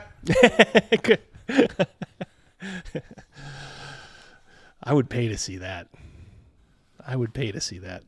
This is Scott Garibay, and today we're going to talk about Dungeons & Dragons' primary competitor, OSR Games. A primary competitor, OSR Games. And we love TTRPG's fantastic, very freighted 1 minute short. What does that mean? Very freighted 1 minute short? Is that like the American gridiron football he kept talking about? Yeah. What the hell? That rivals like I'm of a mind makes a Mookie from the original Batman. Where he says, hey, don't let problematic content keep you from playing OSR games. How did he, and he goes, hold on a second. Well, you're blocking it now. You got to let it run for some point by point. There. No, and he's there. How is his sweater over his shirt? Yeah, that's That an is so awkward. weird, right? Yeah. It's like a little kid helped him put it on. When I was younger, I wrote a poem about a guy with big feet, and it said, I just remember one line, As he walked, he stomped on ants. How did he fit his feet through his pants? I'm reminded of it right now. Yeah, spent 30 years in logistics. His freighted comment is nonsense. All right. Glad I'm not the only one. It's like, hey, you should play OSR games for this reason. Now, I wanted to pick this up because I think he's being intellectually honest. I love that he says that OSR has problematic content. Because so many grognards don't even acknowledge that there's problematic content. So Garibay's taking the piss out of grognards just like Wizards of the Coast. Scott, why do you do this? They don't care about you. It's almost like he's still angling to try to get some sort of official position with Wizards of the Coast. Scott, they don't want you. So you don't need to dump on the people who would ostensibly kind of be on your side, buddy. In these OSR games that they're calling people to. But there's a lot of it, right? And I love that he's calling this out. So today I want to dig into the next sentence in this freighted 1 minute short on saying, hey, don't let problematic content keep you from playing OSR games. And so he says, so we love TTRPGs. And by the way, if you want to see his short, the link's below. He says, okay, he's like, hey, we're all adults. No warning labels needed. You're like, wait, man. No, that is completely incorrect. So first of all, I don't think this guy understands how warning labels work, right? Like if the mine has a shaft that goes 40 foot deep, right? And you go wandering into the mine, you're going to fall into a 40 foot deep hole, right? And that's what this problematic content is. When you don't represent women correctly, when you don't, put LGBTQ into your product, right? you purposely keep. Patrick can smell them through the app. I hear you. This is so discouraging, because we do kind of, we have a little fun with Scott, but it's like he put his sweatshirt on first and then put the shirt on underneath. Like he tried to tuck the shirt up underneath. Yeah, I could almost see him doing that. Them out. If you don't do representation, if only people in your game are white people, these are all problems you will find in the 80s, 1980s OSR. Briefs are over his pants. Games he's talking about, right? You need to put a warning label. Those rappers crisscross that wore all their clothes backwards. Oh yeah. Oh yeah. Yep. He's bringing it back up, right? Like no 40-foot shafts. The sign outside the mine isn't for 8-year-old Timmy. It's for 28-year-old Matthew and 48-year-old Karen, right? Like everybody needs to know this mine has shafts that are open that you can fall into and really hurt yourself, right? Oh my gosh. And the reality is this is ludicrous. Don't be calling people to play 1980s OSR games when there is a ton of amazing games right now that you can play that don't have these mines. American Gridiron Football, right? What he is a special kind of gem. He is a sparkling in his own national treasure. Yes, he is. Mine shafts, and the idea that you're just going to waltz in with 5 other players, and all these players are going to be cool with misrepresentation of women, right? He's about to go for it. All right, here it is. We ready? We'll slow-mo it. That was a minor one. Presenting women incorrectly. How do you present women incorrectly? Scott, why are you doing this? Why? Marginalized groups, not at all. I honestly didn't think Scott was like this. I mean, I knew he was kind of a big shill for Wizards of the Coast, but he was also kind of a weird shill. Like in his personal life, I think he's supported Republican candidates before. I think he never seemed like this before. If Webhead Mike is in the chat, was he like this when you gamed with him? Sweater of delusional takes +1. Yep. LGBTQ, not at all, right? Presenting all and Spit it out. And other issues. That's just the top 3, right? Like, and then his sweater on backwards, and instead of taking it off, he just his sleeves out and twists it around. He's in a hurry to deliver those nuggets. Yeah. The Ultra American Tabletop RPGer. Good evening, gents. Hope you're staying warm. Thank you. We got more on the way. That's the word on my the friend. street. Yeah, word on the way is we got another foot coming. The good thing though was in the last several days it's been warmer. So a lot of the snow that fell last week is melted. Still a good covering, but it's essentially now just a blank canvas for the next round. So I still got to pry the welcome mat out of my snowblower. Rogan ran over a welcome mat, so there's all kinds of stories like that around here. But we survived. $5, DB. Wait, so the game I'm working on, I got to put a list of the black, queer, and retarded cripple stuff I either do or do not have in it. I guess so. This is very disappointing to hear from someone like Scott.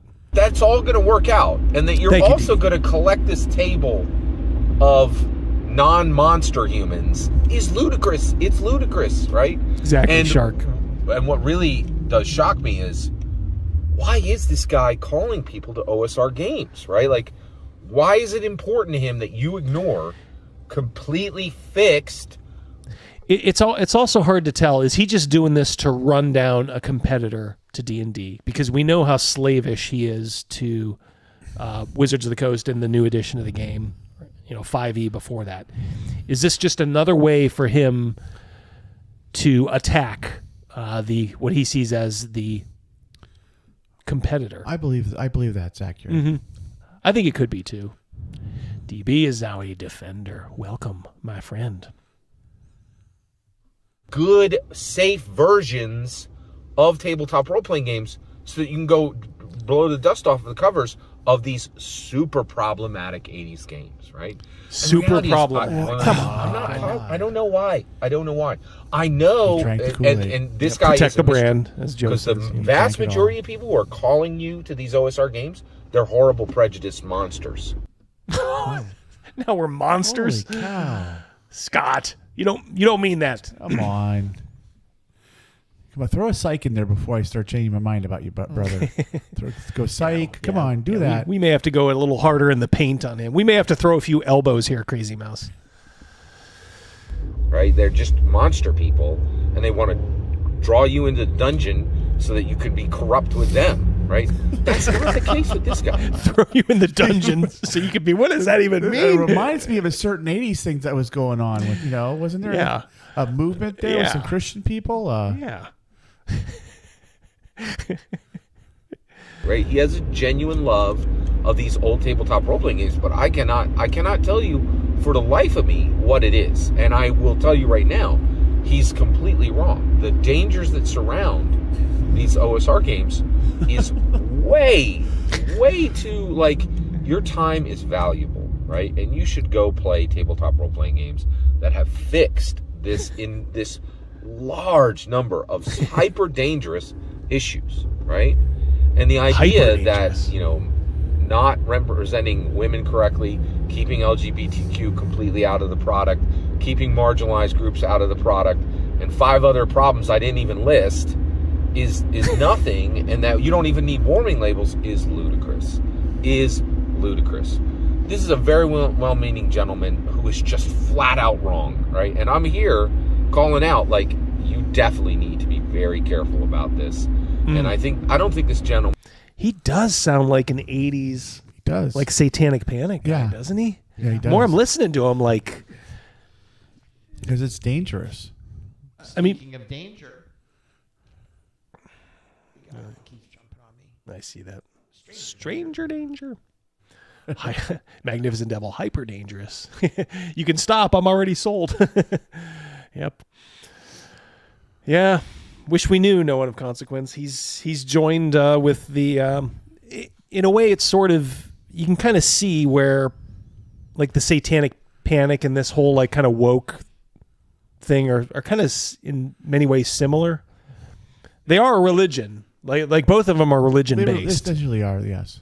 Yeah, at their core, like this sort of woke ideology is a religion, very much so. And you can kind of, this would be like a prime example, like how easy the words that he's saying, even though it applies to modern day, this woke ideology, takes you immediately back to all the stuff we heard about the Satanic Panic. It fits like hand in glove. Absolutely. If anybody ever says like, "Oh no, you're crazy," you know, it's not like a religion. It is a religion. It's orthodox, but that doesn't mean he can't walk you dead into a 40-foot drop in the middle of a mine where trust and believe going back and blowing the dust off of these 1980s OSR games. This is like you need safety gear, or like the idea that you don't need labels is ludicrous, absolutely ludicrous.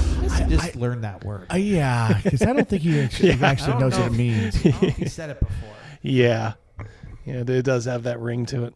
In my humble opinion, every single word you just heard is my humble opinion. The important part is when I get to hear your humble opinion, when you get in the comments and send your traffic. Please consider liking and subscribing and have a fetch millennium. A fetching millennium? He said that before. That's his thing. Have a fetching millennium. Mac Thompson, $2. It's a religion, all right. It's straight up demonic. Yeah.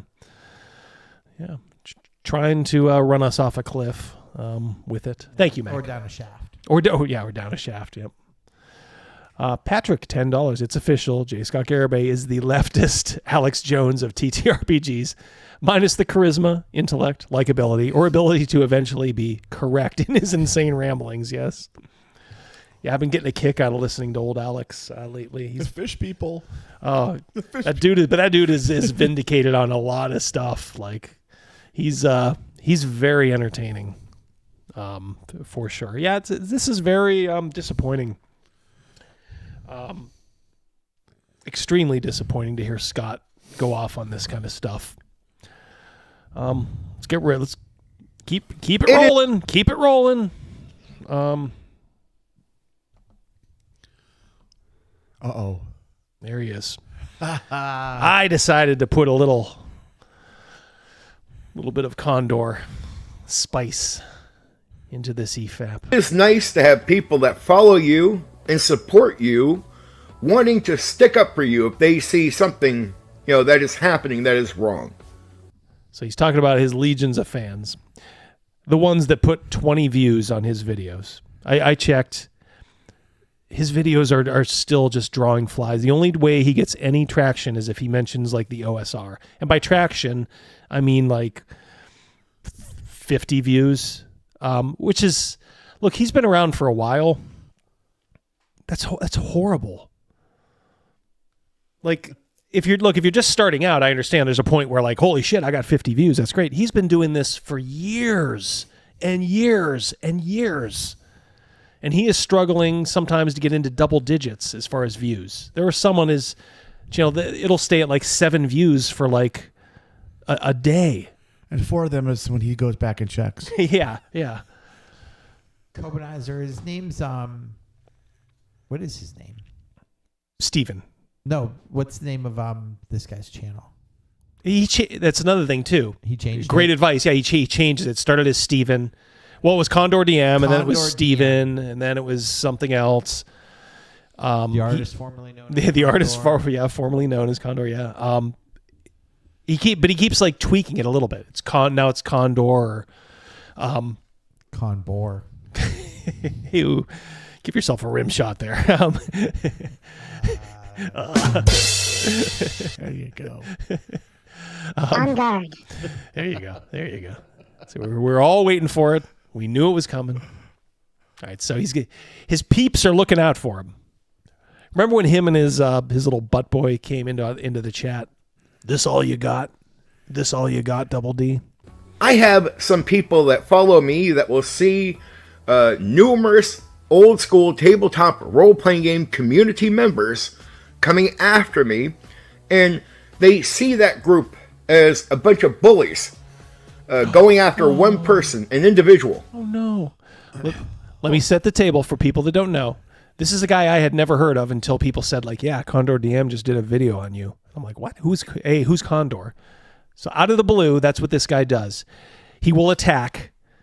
You know what he reminds me of? He's like Starscream in the old Transformer cartoon. Like just a complete coward. You know, he'll take a shot at you and then hide behind Megatron, yeah.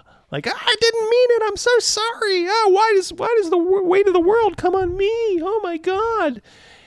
He's done the same thing with Harmony. Harmony Ginger wouldn't talk about like anybody personally. And this idiot just keeps bringing her up because he knows it'll bring him just like a little bit more, sway, a little bit more views.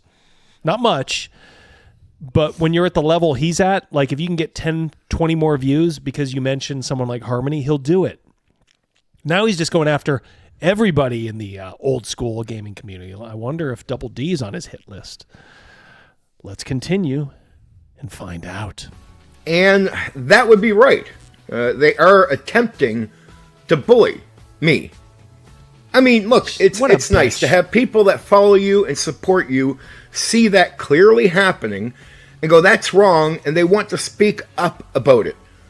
I appreciate that. So when he does it, this is what he always does. He'll do it and then say, I'm just telling the truth. I'm just telling the truth about you. If you can't take it, talk shit, get hit. Remember he said that about Harmony? Yes. Mm-hmm. Yep. Yeah, he said some crass stuff. Yeah, very crass. I don't really remember that movie Condor, man. I do. We had it at our school movie day for our spring field day. Like we went out and did stuff, and then I think in the afternoon, like late in the afternoon, we watched Condor, man. I do. But let me be real with my audience so I can put them at ease on this whole thing. In reality, when I respond to these people, I feel like the bully. The people coming after me are weak mentally. They are antisocial. They live up to some of the worst stereotypes of what a nerd is. And of course, when they have the people behind them, when they have the number... Physician, heal thyself. That's all I can say. That's all you, Condor. Steven, that's all you. Numbers behind them, they'll be brave enough to come out and say something about me or to me. But when they speak, well, they're weak. Mentally they're weak. They're nerds. And you can hear that when they're attempting to verbally attack me. Like, look at the recent video Eric Tankar brought out about me. Is he Canadian? Oh, yeah. Okay. Yeah, he's in Nova Scotia. All right. Okay. Our 51st a boat. Yep. Boat. He's in our 51st state. A boot. He's out in a boot. Dribble. Like Eric Tankar is going out. And again, like Eric Tankar is a guy who just does like gaming stuff. So Steven, what did you do?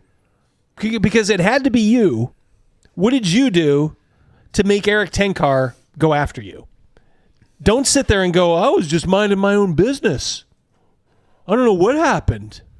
He's going to plant the seed. Yes. I'll have to dust that one off. Yeah, I forgot about that one. Oh, that was Thank you, Joe. Patrick Demo, $2. That projection can be seen from space. Yes. He is such a whining weasel. And then he has the absolute gall because, he slimmed down, and more power to him for doing so. But dude, you're not a Casanova. You're not part of the cool clique. He still hates his brother. We'll have to see on that. His wife and sister-in-law are the same person. His ex-wife and sister-in-law are the same person. No. I think he disavows that, so we may have been wrong on that. I would too. If we were, I apologize. But it was based on something he said, right? I mean, yes. Yeah. He may have just been speaking hypothetically. He has no idea how to call somebody out or put somebody in their place verbally. Like, he was attempting to, but he can't do it. It's not in him. He doesn't have that it factor. And then I made a video replying to him, which verbally strips him down, spanks him, and line up that spanking. Yeah, machine. where is his mind? Strips him down, spanks him. Puts little red marks on him. Pineapple. I mean, okay, back to... Leaves him out in the pasture to figure out what to do with his life. and I so overwhelm him with my verbal response. Oh my God. Holy cow. He does this all the time. He's using a lot of words, but he's not saying much. It's so delusional. Like every video when it's about these little feuds that he creates every single one. He goes on this thing like, I'm the best, I did the, the equivalent of like a fatal diss track on this person. Congratulations though on the weight loss. He does look good. Yeah. Look, if he was at all like sympathetic, he doesn't realize that he would have a lot of people in his corner if he would just like loosen up, lighten up. But you are talking about I think a profoundly like autistic or Aspergy person here. Like he has no social.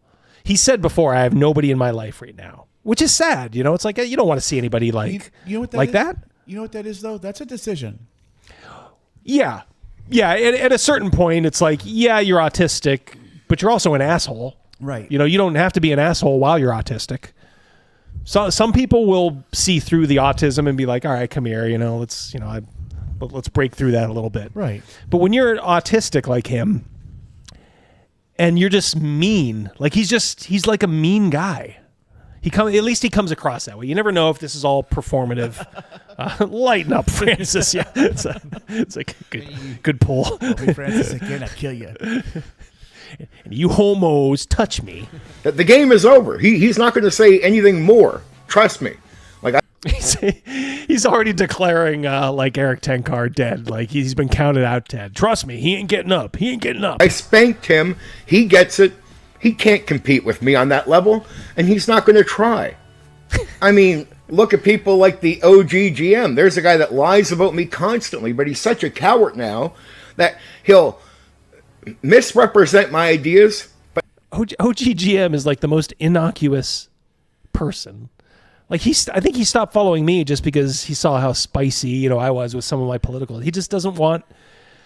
I think OGGM would be the first to admit he is a little autistic, but he's like benign, like autistic. He's like tries to be basically a decent guy. I've never had a problem with the OGGM. I think he's a good guy. Again, like for Condor to go out of his way to take a shot at the OGGM shows me like there's really is something wrong with this guy.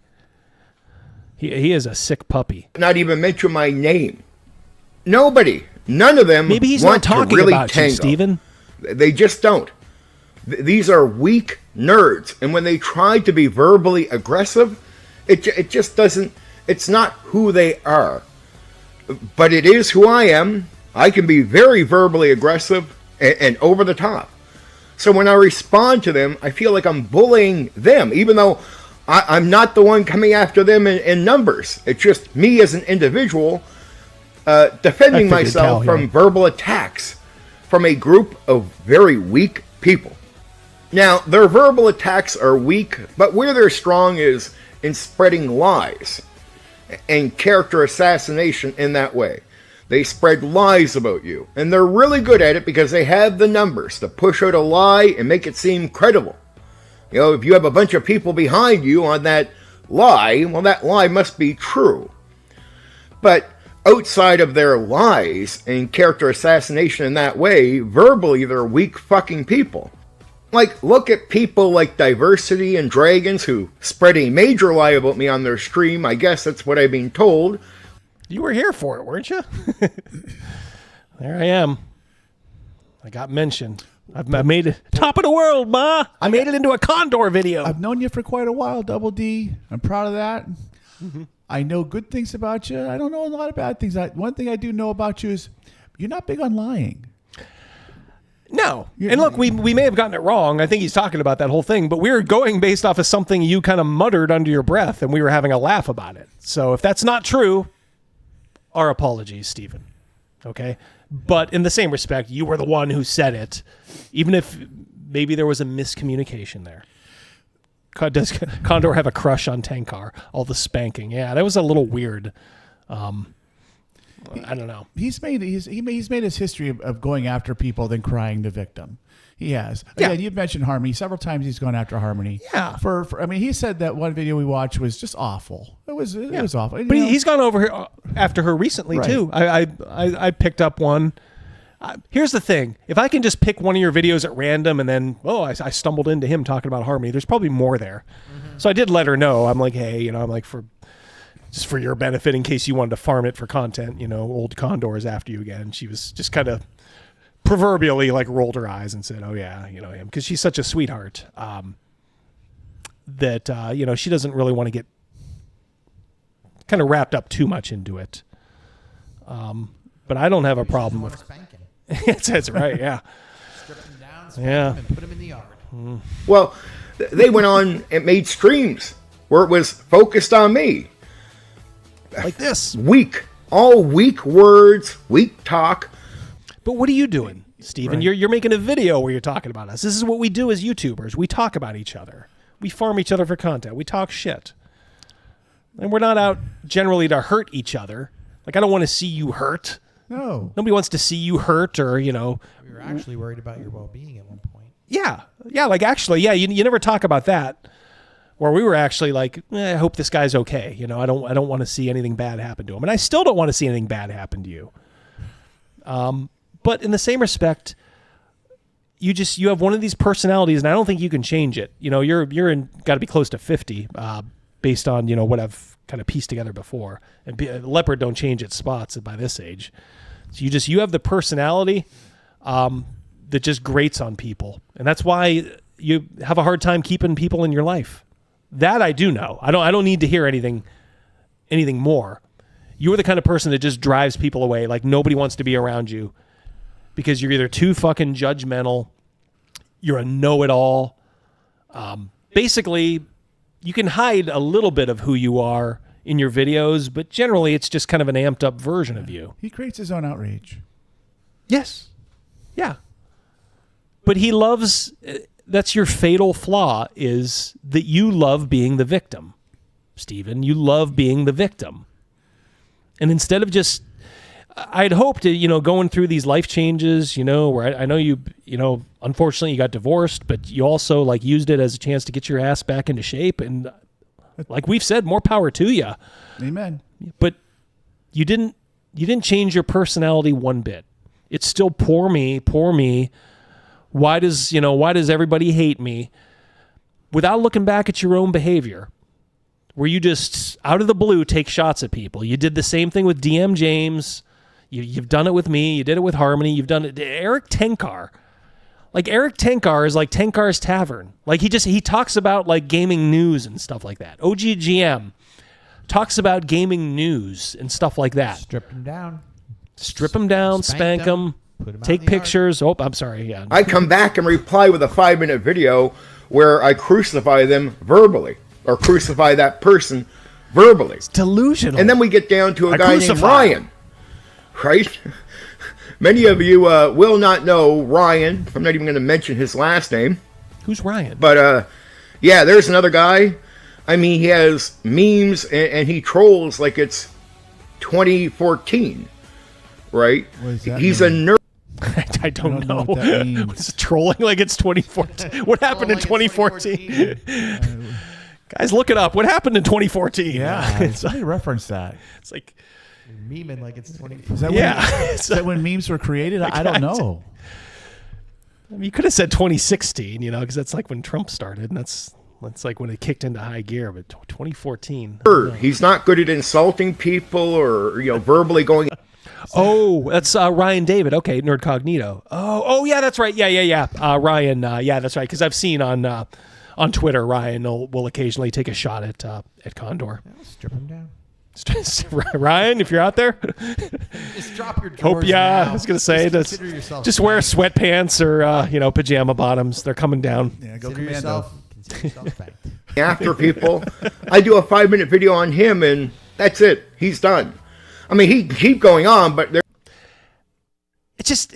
Is it just me, or is it just so weird? He talks about somebody, did a video on them. They're done. They're crucified. They're done. They're out for the count. Always completely delusional. Solidly. It's like, how do you even? You were 2014. Yeah. Well, I'm at a loss for words. It's like, what? I'll gripe you like it's 2019. It's like he thinks everybody he responds to is just, he'll never hear from him again. Right. Like they're a bloodied corpse. Just, oh my God, that evisceration Steven did. Oh, yeah, 20 people saw the video. Yeah, you're done. Condor, just look at your views. Everybody can see your views. It's not something you can hide. Everybody knows your videos. If you get over 100, that's a great video for you. Which you've been doing this for how many years? You had the right 2014. At least 2014. Tonight we're gonna party like it's 2014. DB, this is the gayest wrestling promo cut ever. Yeah.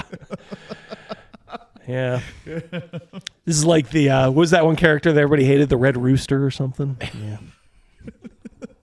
There's no way he can compete at all. He's weak. He sounds weak when he speaks. He sounds weak on his streams. I did a diss on him. He's dude, weak. you're not a tough guy. It's just not working for you. You sound pathetic when you try to speak harshly about somebody. Or maybe one day the RPG pundit will make a video about me where he nervously laughs every 30 seconds like he does, when he's trying to talk tough. And this is classic Steven. I'm pretty sure RPG pundit is, he has his own little peccadillos as far as like who he, likes to start fights with, as we've seen. But as far as I know, like the Condor is not even on his fucking radar. Like I think I brought up Condor to him one time and he was, he he's does just have a video that got 3 views. Does he really? Are you looking at it right now? Yeah. Was that the one about women? That has 5. 2 hours ago that has 9. Yeah. Well, it's 4 hours ago that has 12. Don't listen to people that like you could don't even take me out of the equation. Just look at somebody like Black Lodge. I mean, they'll make a video every maybe a couple weeks or something, but they're quality videos, so that's why they get over 10,000 views. Or you could just continue to pump out 5 videos a day of low effort Scott Garibay style crap. A year ago, his most popular video is 7.9 thousand views. That's good. And then his next one is 2.2. But how old is that 7,900? Like how long has it been garnering that? A year. A year, okay. Which one was that? Dungeons and Dragons Plus. Why do I stick with Advanced Dungeons and Dragons 2nd edition? All right, so yeah, fairly.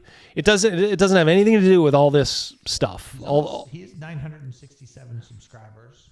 Condor, I probably won't be subscribing to you, but if you would like to, you could like and subscribe to us. Absolutely, you're welcome to. Yeah, I think he blocked me on his channel. I tried responding and consider unblocking. Yeah, on your channel. Yeah, like with YouTube creators, like fellow creators. I mean, you would try not to do that. Now, look, there's just because I didn't go in there like trying. I was answering like something he said about me, and I basically called him out. I said, "Come on, Condor, stop acting like a little bitch. You did this, and that was too much for him." I mean, I wasn't being like a troll, just going there to like, Condor's a retard. Yeah, people tried to interact back when you talked about gaming. Yeah, people did, but he's a guy who wouldn't know how to handle that. He doesn't know how to handle normal interactions. Look, I'm not the one out here being a bully, but I don't get why weak people would want to pick on a person like me. I know. Poor me. Why would they want to do this? Me, the most sympathetic figure in all of gaming. Gosh. Poor kind of man. Poor me. Sack. Meanwhile, he's trying to, and you can almost see him working. He's like, I'll try to start something subtly with RPG Pundit because he's a much bigger channel. Maybe Pundit will take the bait. I got news for you. Pundit won't take this bait. There's ways you can bait Pundit, but he's not going to take a bait from you. I mean, you are a literal nobody to him. I mean, you're almost a nobody to us, but you are sort of entertaining when you do this little song and dance. Right. I am not weak. I'm going to be strong, verbally strong, and I'll come over the top. Right. He's gonna come over the top. What the? What is he talking about? I really think he really has a mental. I mean, like a really truly. He's got a problem. Yep. He's got a problem with. Oh yeah. With power and strength and human interaction. Patrick Timo, old chestnut, feuding with Condor is like playing chess with a pigeon. He'll just knock over the pieces, shit on the board, and strut around like he won. Yep. I like that. Yep. That's a very apt analogy. Bert used to do the pigeon dance. Remember Bert from Ernie? And Ernie and Bert, yeah. Doing the pigeon. I'll wreck you if you're weak verbally. If you're weak on the argument, you're not going to want to encounter me whatsoever. I don't care if there's 100 of you. If it's 100 weak people. He reminds me like Anakin. Like, remember when Anakin was like, I'll prevent people from dying? I just picture him like in a rap battle, but he holds his gun sideways. Yeah. He's got that kind of wigger sort of mentality. That whole vibe going on. I can see I'll it. go after you. You're weak. I'll go after you. I'll shut you down. Yep. Shoots himself in the leg. Cheddar Bob style. I respond once, you're done. Yep. Right? So I'm not. You're done. You've been condored. Really being bullied in the way people think people being bullied. But is there an attempt to bully me? Well, there is an attempt. It's just not working. And at the end of the day, when I respond to these people aggressively, I feel like a fucking bully, even though I'm just defending myself from a lie or some shit like that. Nobody's calling you a bully. This is what we do on the internet. The 4 people that watch your videos didn't even call you anything. Yeah. It's like nobody called you son. It's probably your mom and dad. His ex-wife. I mean, those are his 4 See how videos. low he's gone. I got news for you, Rogan. You're next. You're done. You're done. I made a video about How do you Rogan. use my strong words? Weak. You're weak. Does this Mook report? I hope not. Because that would be a new low. That is a complete no for you. You may hate somebody. Like I said, I always put out like Jake, actual Jake. Like I don't like Jake. He's a piece of garbage. His girlfriend's a fat OnlyFans thought. But I would not in a million years ever report his channel for anything. As Jake Giddy said, that's a line I don't cross. I don't go there. So would he do that? I would hope not. I don't know what he would report for. I mean, this is all like Cracking wise.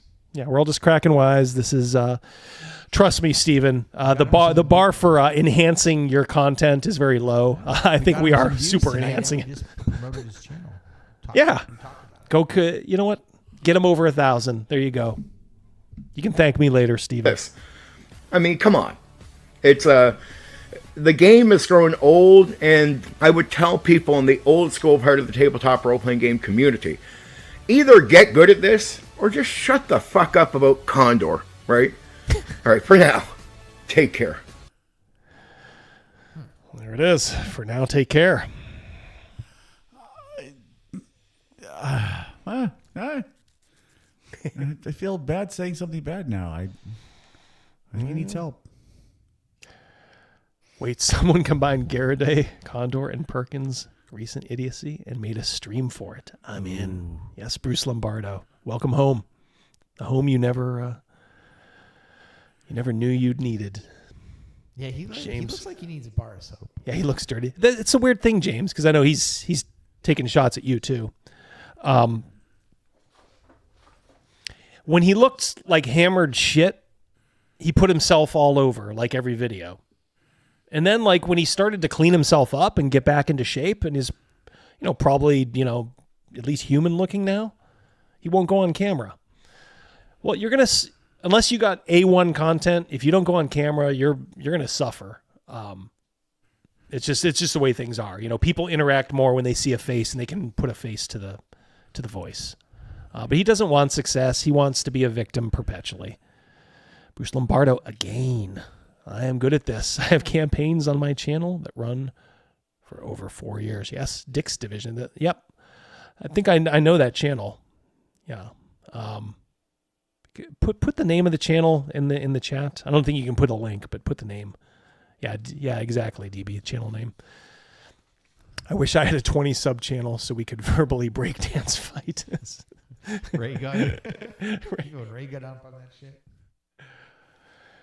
All right, so we had the earlier question. Didn't seem like a lot of people got a lot of gaming related stuff for Christmas in years past, which I can kind of understand. You know, mom or dad, I guess, having to go shop for you. You'd have to tell them exactly what to get, so it probably wouldn't be a big surprise.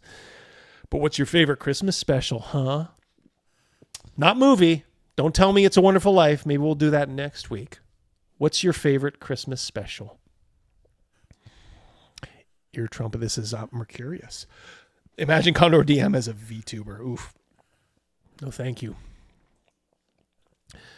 No, thank you. Ooh, you got the Menser set. Edgelord. Nice. Love your avatar too. Norm. It's kind of a cop out for me, so I'll give you 2. I know there's not many, so but I always like Year Without a Santa. I'm a sucker. The Heat Miser one? Yeah, it is. But I always like 2, 'Twas the Night Before Christmas. That's the actual cartoon. Still Rankin Bass. But it's the one about the mice who live in like a tower or something, and they have to fix like a clock or something. The mice like work with like the humans. Do you know the one I'm talking about? So they can hear, Santa Claus could hear the bell ring. Yeah, I think so. Yeah, it's been years since I saw it. They used to always run that, I think, back to back with like Frosty back in the old days.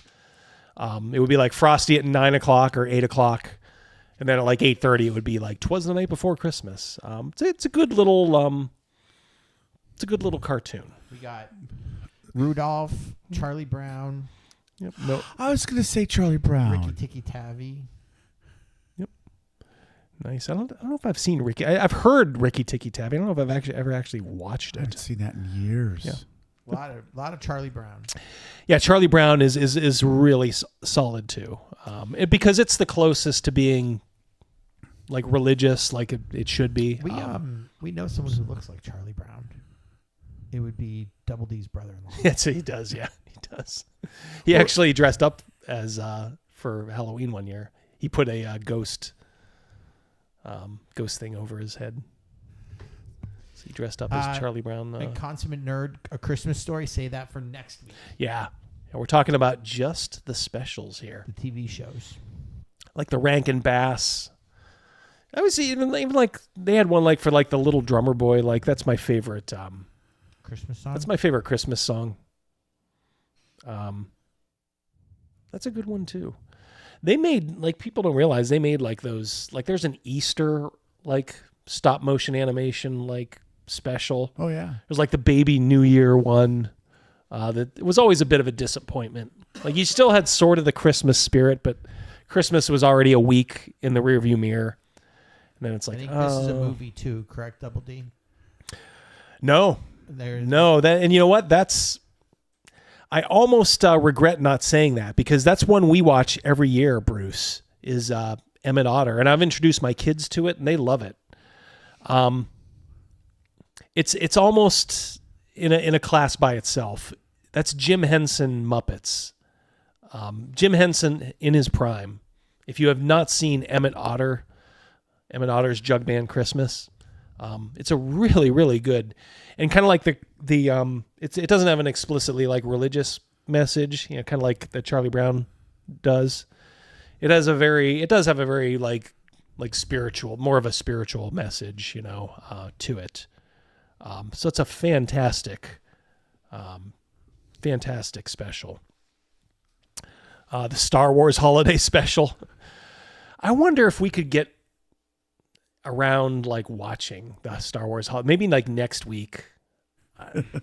Maybe we should just go for it and try. Next week might be our last show of the year, correct? Yeah, we may have to. I may move the date, and I may, of course, excuse you guys because I understand you not. Maybe I'll do like a pared down stream. Yeah, and then the week after is the 25th. Christmas and then New Year's. Yeah. But I can't go 3 weeks without doing this show. That's how you lose an audience. And you're loyal. Yes, you're loyal I want to give these guys what they want. You'd never do that to these guys. Yeah. So even if it's a kind of a pared back show, maybe we can do that. Maybe what'll probably end up happening is I'll either do it the Monday, because obviously Christmas Eve is even crazier for us. Christmas Day actually wouldn't be bad for me per se, but so maybe like that Monday I can do something, and then the following Monday, or Monday and then Thursday. We'll figure it out. But next week we'll be on as normal. We'll be on next week as normal. Next week, yeah. Same bat time, same bat channel. Yep. All right, we'll do a couple more quick little news things. It is nice to have people that... Quiet, Steven. Jeff from Dem Cards, he has to go to work early tomorrow. Yep. He's splitting. Good night, Jeff. Have a good one, Jeff. Peace out, Jeff from... I will need... Oh, there she is. What a there hottie. she is. Oh, yeah. Oh, yeah. Is that him? She made me get her dry cleaning. That is Daniel Penny. I think we all saw Daniel Penny acquitted of murder. He looks like Beaker. He does, yeah. He does a little. I don't know who this person is. You don't know? All right, so he... 1 second here. Let me turn this off. He is the guy who on a subway train in New York, there was a black guy threatening to kill everybody. He said, I'm going to kill you all, and then I'm going to kill myself. He put that gentleman in a headlock, was assisted by another black guy in subduing this guy. Well, the old George Floyd thing happened, and the guy ended up dying. So they were going to charge this guy with manslaughter. He was literally trying to help not only white people, but there were black people on that train too. I'm sure other races as well. Yeah. But it's like he was... or whatever. Yeah, but he's a former Marine, so he's like, I hear somebody's going to kill somebody. Oh, I'm going to spring into action. And he did exactly what he should have done. Don't fuck with Beaker. Yeah, don't fuck with Beaker here. We'll listen to a little bit of... there's only 51 seconds, so we'll hear. He was acquitted, thank God. But you know what? Even though they get acquitted, it's like how much in legal costs did he have to spend to stay out of prison? I'm not a confrontational person. I don't really extend myself. I think this type of thing is very uncomfortable. All this attention and limelight is very uncomfortable. And I would prefer without it. I didn't want any type of attention or praise, and I still don't. The guilt I would have felt if someone did get hurt. 40 times I think that guy was arrested. Do what he was threatening to do. Would never be able to live with myself. And I'll take 1 million court appearances and people calling me names and people hating me just to keep one of those people from getting hurt or killed. I mean, That's I'm what not you a want. Yeah. This is a good Samaritan. Yeah. Yep. Fellow Marine. Yep. Shark. Yep. I knew you had his back, buddy. Yep. And it's like, this is what you want. And if they had convicted this guy, all of a sudden you're on a train and you got some guy waving a knife around or all that. Right. What do you do? Oh, if I try to take this guy down and save my family, I'm going to be charged with murder.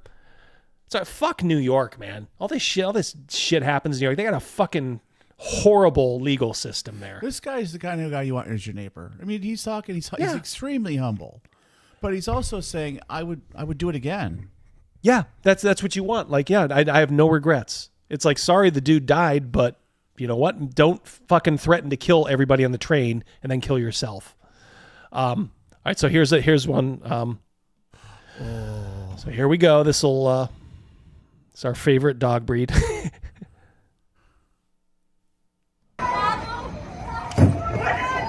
you see it? There it is. Watch how the adults react to it. This poor kid.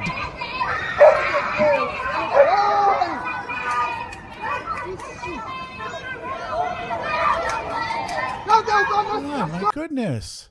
So I got a suggestion. How about you line up like an NFL field goal kicker and kick that fucking dog, kick his head off. Right. As it's, chewing the ankle of this poor little kid. Go in there like a Beckham. Yeah. Bend it like Beckham. Give him that kick. It's like, are you fucking kidding me? All these adults failing these fucking kids. This kid's getting mauled. Yep. Better to be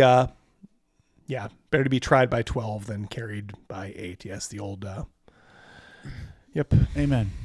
Yep. Yeah, so it's like, oh my God, do something. This is a failure. I can't watch this. You're not doing shit. Go there and kick the dog.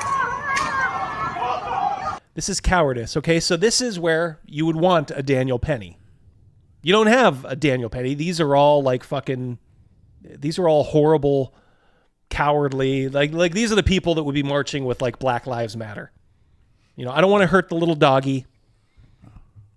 I don't want to save this kid's leg. Well, these are the kind of people that they're brave at smashing and grabbing.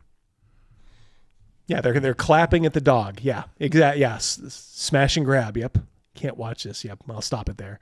I think the kid is more or less okay. Like, I don't think he was like mutilated or anything. But Right. He was bitten by a dog. You have a bunch of fucking adults.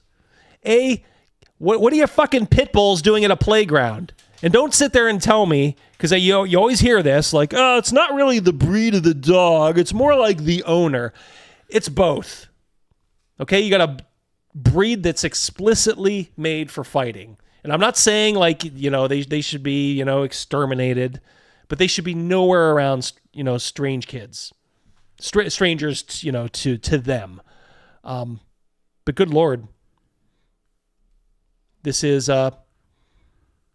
Elizabeth Warren, senator from Massachusetts, talking about the execution of that CEO from United Healthcare. By the way, a girl I worked with, she just left the company. She was a young girl. Our company wouldn't work with her. She had to work remote, and they wouldn't. So she actually got hired by United Healthcare, where that CEO who got assassinated went. So she didn't like meet him or anything, but she talked to actually people who were worked alongside him, and they said he was a great guy, like a really nice guy.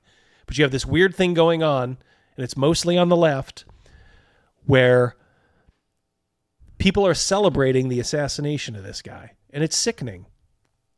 It's like, I'm sorry. And I feel like, unfortunately, we're laying the groundwork for more to come. Yes. Yeah. Well, there's already wanted posters being put up in New York. And what I hate is there's some people on the right who buy into this. Like, oh, it seems pretty base to me. And if you agree with that, fuck you. Isn't it like the CEO of Walmart's next or something like that? Yeah. It's like, oh, this is the road you want to go down. Okay. Like, yeah, but this is a U.S. senator. Okay, the visceral response from people across the country who feel cheated, ripped off, and threatened by the vile practices of their insurance companies should be a warning to everybody in the healthcare system. Senator Elizabeth Warren, Democrat, Massachusetts. Fuck you, you old cunt. Fuck you. She told the HuffPost in an interview on Tuesday when asked about the cold response to Thompson's death, which included celebratory posts on social media. Violence is never the answer, but people can only be pushed so far. Do we need to start saying this about our politicians, Miss Warren?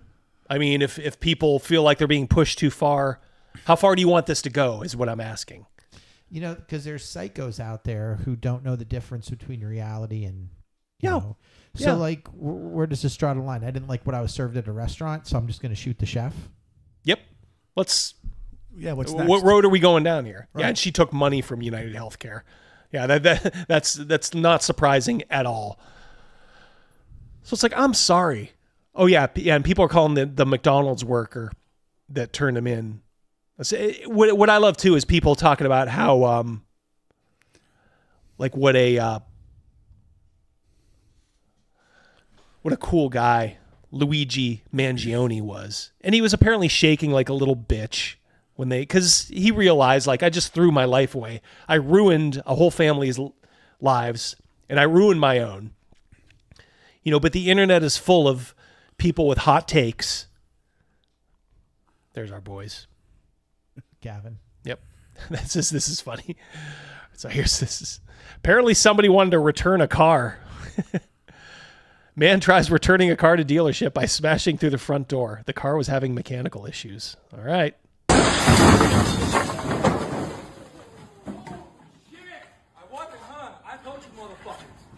Whoa! Call the cops! What kind of world are we living in? Dude, what is going on? Told you it didn't work. I don't own a gun. Yeah.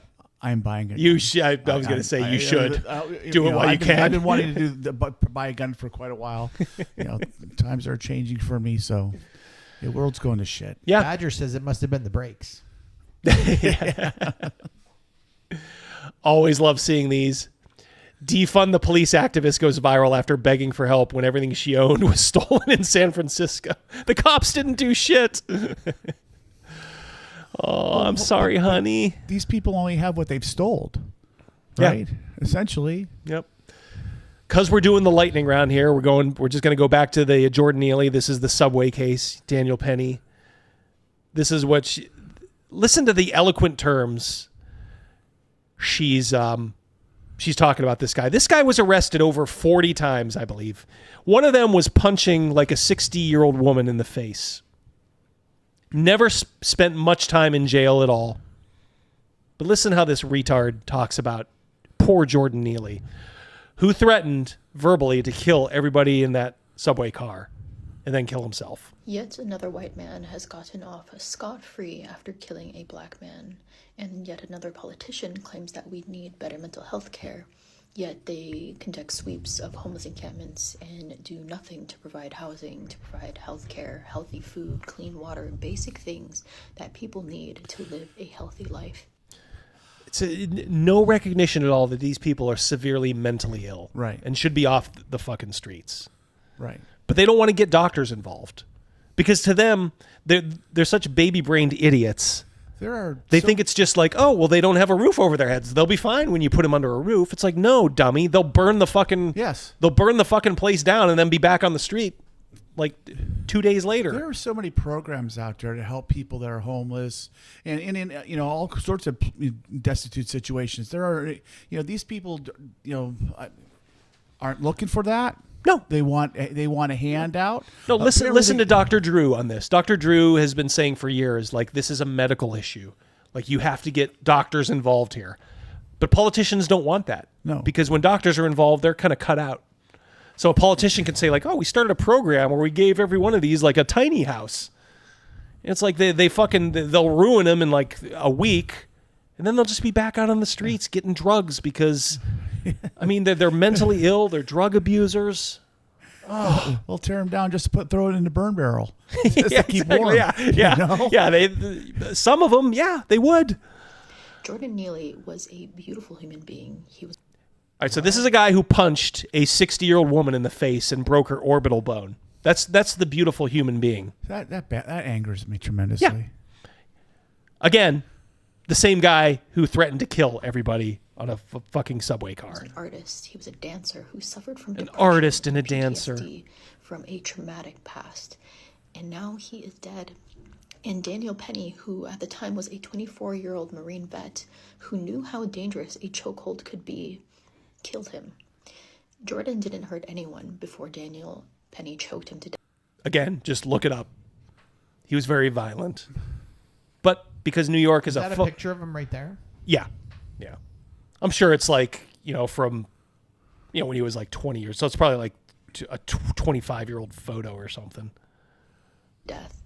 Yet here we are. And this case reminds me so much of the judge at Vincent Chin's murder trial who gave the two white men who killed him I don't know who that probation instead of a sentence, saying that these aren't the kind of men you send to jail.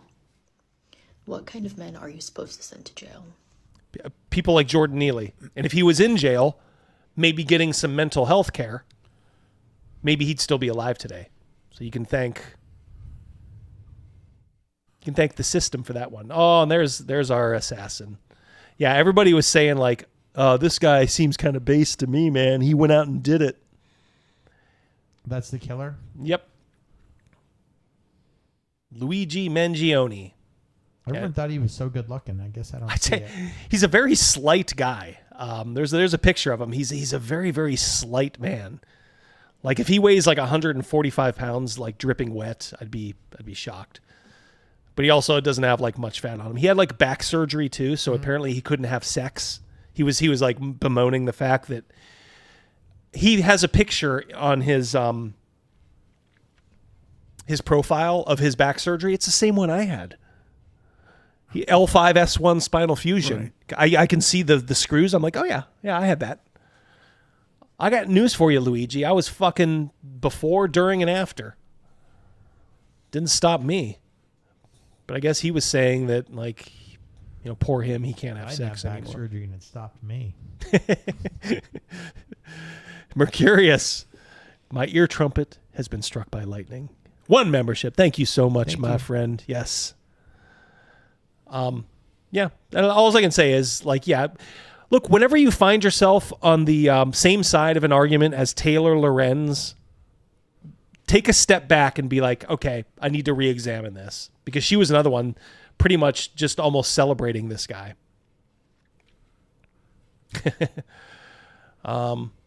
Yeah, this is I love it. It's like the lightning round. This is in the aftermath of the whole Jordan Neely, Daniel Penny.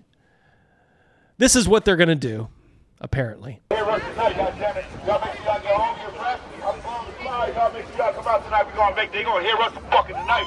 Goddammit. Y'all gonna get y'all money tonight. Y'all gonna get y'all money's worth tonight, motherfuckers. Yeah. Load that shit up. Y'all gonna get y'all money's worth tonight. Get your money's worth. Go loot. Yep. Burn, loot, murder. It's almost like people's hearts aren't in this one, though. It's not like a George Floyd thing where everybody was like all riled up. Right. Like here, it's just like, It's petered out. Yeah, it's like they're like we got nothing. Let's stop the yelling. Let's go smash a window, grab things. Yeah, Come on. We'll loot a 7-Eleven in remembrance. I always remember they burned down like a CVS or something like that after it was like, we're going to take all the nail clippers and files and cotton balls and burn this place to the fucking ground. Mercurius, during back surgery, that would be off-putting to the nurses. Well, I was a younger man back then, Mercurius. They might have liked it. 5 protesters who are all on their phones. There's one right there Yeah. in the green jacket. Yeah, there's no heart in this one. But it doesn't stop these race hustling morons. Not for nothing, what the Penny did was awesome, but in this picture right here, instead of helping, you chose to take a picture. Yeah, right. Yeah, but like no, he was doing exactly what he should have done. He was. I will defend this. You have no idea what this guy is about to do. He just says, "I'm going to kill everybody on this train." You're missing what I'm saying. Mm-hmm. So, if you're so outraged that this Daniel Penny was killing this man, go help him. Yeah. Get out of this headlock instead of just yeah. taking a picture. Well, yeah, that's the whole thing nowadays. Everybody just takes their phones out, like they did with George Floyd, right? We always talked about Instead that. of helping, Yeah. I'll just take a picture. Yeah, exactly. DB, I'm hoping they do riot. I need a new TV. Here you go. And of course, over in Britain,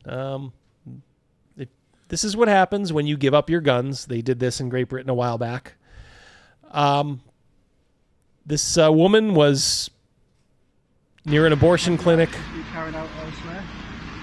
I'm not doing any actions. Silently praying. I'm just simply thinking silently in my head. Okay, and why have you chosen this location to stand? This is an abortion centre. I'm praying for those who've been hurt by abortion.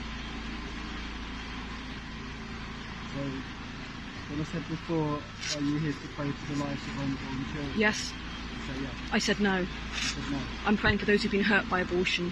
Hurt by abortion? Yes, that's right. Okay. So are you aware there's a public space protection order in place here? Yes, I don't know if you know, but I have actually been arrested twice. I've gone to court and been acquitted for allegedly my silent prayers. I've actually received an email from the police telling me I'm allowed to be in this area. I don't know if you're familiar with that situation at all. This is exclusion area? Yes, that's right. That's why I was arrested previously. So yes, I'm very much aware there's a PSPO in place. Okay. And are you aware that you are breaching the public order protection order in place? I'm not breaching it now. Will you move from here to outside of the exclusion zone? I don't see any reason why I would need to do that for the reasons I've just explained to you. Okay.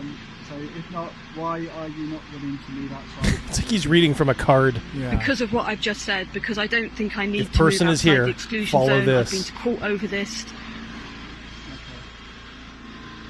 Okay, so what we're going to do, we're going to issue a fixed penalty notice now. So what am I being issued a fixed penalty notice for?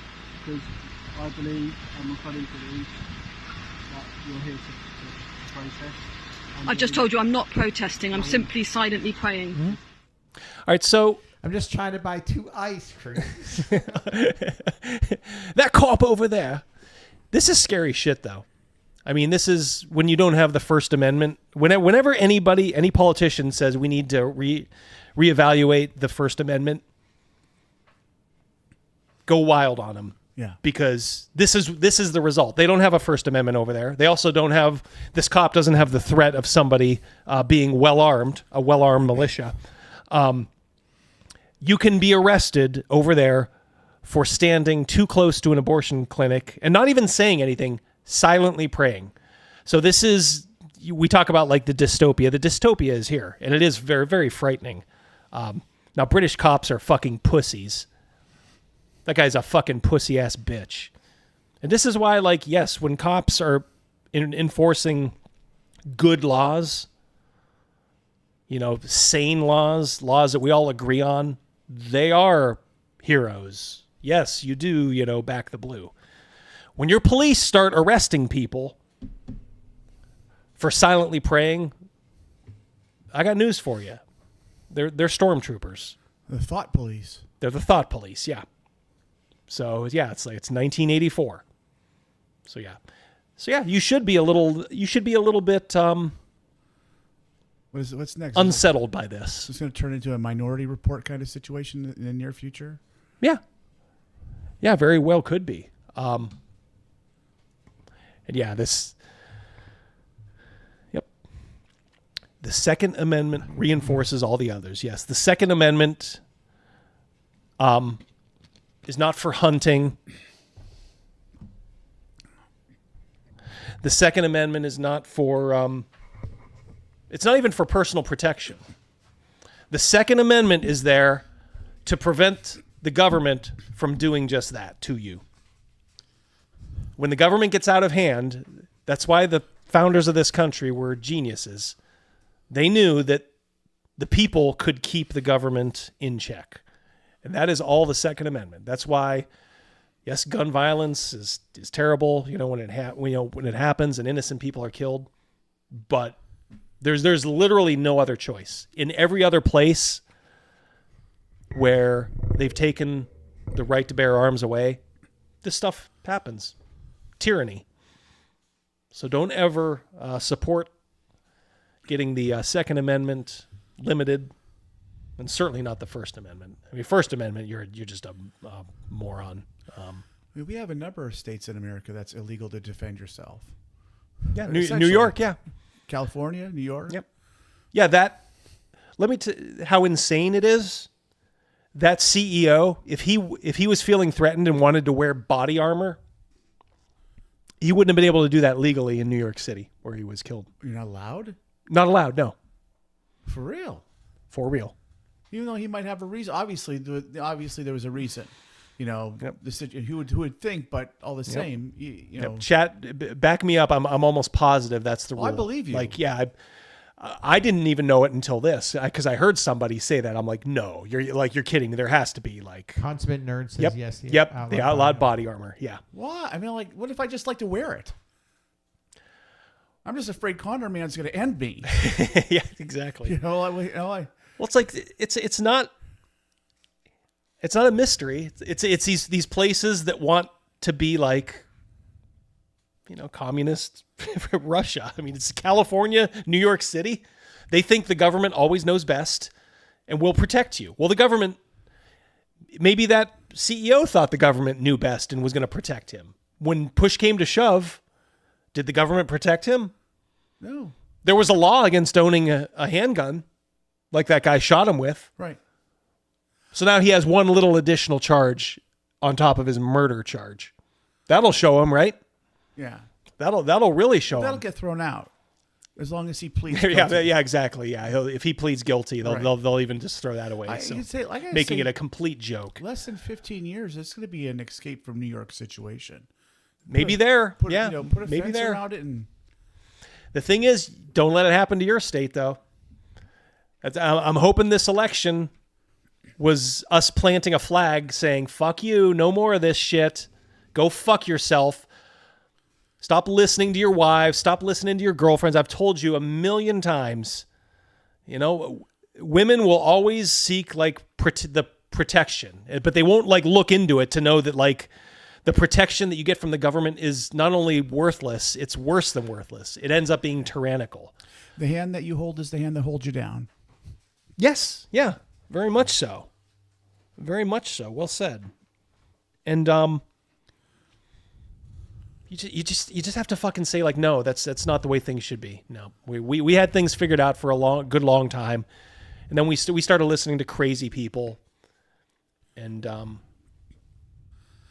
I'm sorry, just too much of this whole feminine let's disarm, let's it's all going to be peace and happiness and all. It's no, the world is a dangerous place.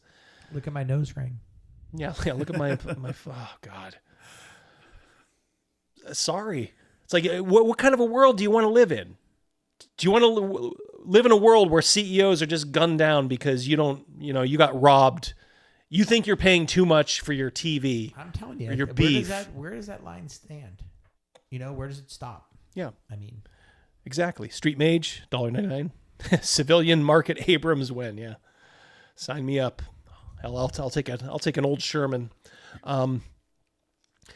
Yeah, it's a very slippery slope, and that's why I expect it from the left, because all authoritarians are violent.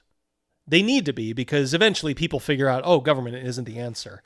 But in order to stay in power, they need to disarm you and have a gun to your head. I completely believe you. I just have a hard time believing they outlaw bulletproof vest, body armor. Yeah. Why? I just don't understand why. What is the Probably in their minds are probably well, we don't want criminals being better protected than the cops in case they're going to shoot. They're not against criminals, though. I mean, they're not. Yeah. I mean, they have to put on the act. So does it help the system to have a person get killed because he couldn't wear armor by a nutbag, and then he has to go through the system, and eventually he'll end up getting out in 15 years because New York's prisons are overcrowded? You murdered somebody. Well, to the left, these victims can serve a purpose. The CEO was, this is red meat for us. We can quasi celebrate this. Right. But if it was a black CEO or, a black person gunned down like that by a white guy, it would be equally valuable to them because they can always use black victims. They're never shy about. Everybody always forgets, and to me, this was the most telling thing when Nancy Pelosi thanked George Floyd for dying. Now, she even faced a little bit of blowback for that, but not nearly as much as she should have. She actually thanked him for dying. And I'm like, why are you all shocked? It's exactly how they feel. Even here in Georgia, while body armor is legal, if caught committing any crime with armor on, this sentence is doubled. I get that. I mean, I don't know. It's traveling through a construction zone, the fines doubled. Yeah, and I would hope it would be a violent crime because I mean, if you're wearing body armor and let's say you accidentally hit someone and hurt him or something. Well, he was wearing body armor. We can double this. He stole a loaf of bread to feed his family. Mm-hmm. He was wearing body armor. He's going to hell. Yeah. It's almost like the whole COVID thing when they were, the guy died of a heart attack, but he had COVID while he died. So another COVID death. COVID should have been listed on every death certificate during that time. It's like, don't you see what's going on? It's like, no, we don't want to he's plumb the. Yeah, but he's a hard worker.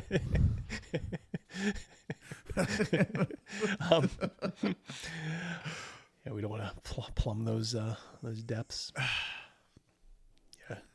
Yeah. Street Mage hopes East Oregon joins Idaho.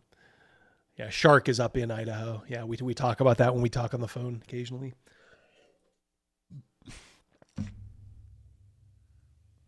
I don't know, guys. I mean, look, everybody in here, I think, knows. But some of you just need to take a stricter line. What if you're drinking body armor in Georgia while committing? What if you are drinking body armor? Is body armor a drink? It's a sports drink. Oh, okay. It is? In Georgia while committing a crime. What if you're drinking I body armor while wearing Under Armour in Georgia? Ooh, yeah, it's like Inception. Oh, yeah. Christopher Nolan. How deep does that go? Yeah, body armor is like a Gatorade type drink. Mind blown, Bleeker. Mind blown. Yeah. But So it's not illegal to walk down the street with a sword, though.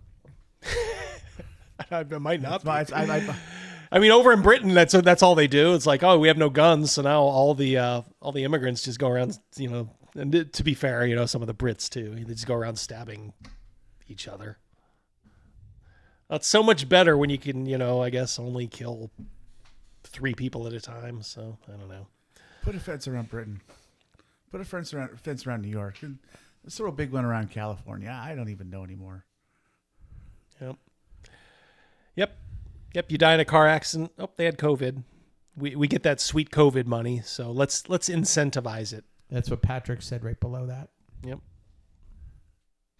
Yeah, every death is a COVID death because they got money. Yeah, didn't realize. Well, I don't want to say didn't realize, but they everybody sort of knew. Everybody was getting what they wanted. Hospitals were getting money. The government was getting the panic that they wanted. And most of you idiots, not us in here, but like all the idiots out there fell for it. I know we didn't. Every day during COVID, you know, Crazy Mouse and I, maybe you came along after a little while, Rogan, but like Crazy Mouse and I, every fucking day would be like, this is insanity. What's going on? Right. What's going on with the fucking world? For me, after a while, like, you know, I started seeing it.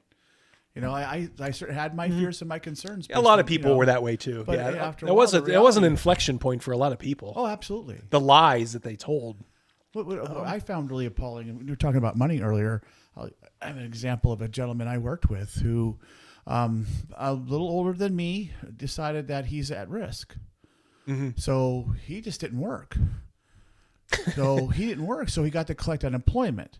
Now, where I work, if you collect unemployment, there's a program that makes you up to a percentage of what your base pay would be. So he was making decent money for doing nothing. And then he got $800 a week on COVID money on top of it. That's right. Yeah, he got the government money. A guy was making roughly $2,000 a week for 6 months. I'm like, we let it happen. You know, and I'm like, I went to work. It to happen. I went to work every day saying that. You know, that ain't right. Yeah, like that ain't right. What about me? You know, holy cow. You know, but it's like either you're the kind of person that can do that stuff or you're not. You know, I don't think any of us are the kind of person that could ever do that. I mean, I'm sure most of the chat is the same way. DB, what's up with the Pope opening sacred portals in a never perform ritual on Christmas Eve? Oh, good Lord. Is that the new 5e rule? Yeah. That's all we need is our communist Pope to open up portals. Yeah, nurses had plenty of time for dancing though. Oh yeah, Crazy Mouse that was a particular bugaboo for Crazy Mouse. I was not a fan of nurses. He was not a fan of that. Yeah, he's not a fan. I'm not a fan of. And look, nurses do great work. You know when they're. I think that when nurses, they're normally so. A lot of them that I've come across have a God complex. That they do all the work and the doctor gets all the credit. Yeah, and yeah. When you're at a hospital, yeah, you need them and they know it. That's why you're there. Well, here's the thing: if you have a bad nurse, it's something you'll never forget, and if you have a nurse that goes above and beyond, it's someone you'll never forget. And I've in the hospital, like I was thinking back to my back surgery. I had both during my time. Back then it was like, I think 4 days in the hospital I was in. I had a really mean young nurse and just, but then I had like one who was just so sweet and so nice and so caring. And of course, I think I've said, before, my son was going through some medical issues. He was, took him to the Cleveland Clinic, and, pretty much all the nurses there, just fantastic. But there is the bad couple in the bunch that, like Crazy Mouse said, they have a God complex. And, if you're in a bad situation and you get one of those, it's not pleasant. It's like a teacher, there's good teachers and, there's some bad teachers out there, as Rogan and I are both married to teachers, so we hear about them a lot. Yes, exactly. Snake Oil Sean. I've been seeing people with masks on in public lately. Just makes me think of adults with security blankets. Yeah. And your outdoor seatbelt. Yep. You know what? I'll be honest. I honestly do want to wear a mask out in public. I just don't care anymore. I don't care. I don't. If you're I sick, don't care. wear one. I don't Have at it, but care. don't force that down my throat. Yeah, try that shit again and tell me like, ooh, pig flu's coming, or swine flu, or bird flu. Right. Better mask up. I'll be walking into Walmart with no mask, and if they say, "Sir, we highly encourage you to put a mask on," I'll double bird them. Say, "Fuck off." We're not doing this again, dipshit. I highly discourage you to get the fuck away from me. Yeah. Or encourage you. People just forget like how much we had to fight just to be normal like back then. I had to go to another state to get a haircut. Yep. I had to go to an illegal barber, who had finally had enough and said, fuck it, I'm just going to do it. Underground barber? Yeah.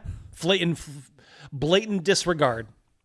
He's like, yeah, I'm cutting hair. You had to call him up. I'll squeeze you in. My favorite pizza place closed down, and it took them over a year and a half after COVID to pick back up and open up again. They were decimated. Yeah, a lot of businesses never fucking recovered ever. All right, we'll do like 10 minutes of auto enrolling just to catch up with these guys. Rourke. Ellen Page and Rourke. All right, so if you guys want to stick around an extra 10 or 15. And if anyone's leaving, smash that button, dude. Yeah, smash it's that free, button. man. Hope you enjoy You don't even have to this. leave. You could just, even if you're staying, you could do it. Stick around. You just help us out, help the algorithm. Yeah, hope you enjoy this. If you did, just it ain't gonna cost anything. Yep. Every time you hit that button, an angel gets wings. That's right. Oh, that's a different movie. I'm sorry. it's all right. No, it works here. It works. Shirley wants to know if I dead named Otto.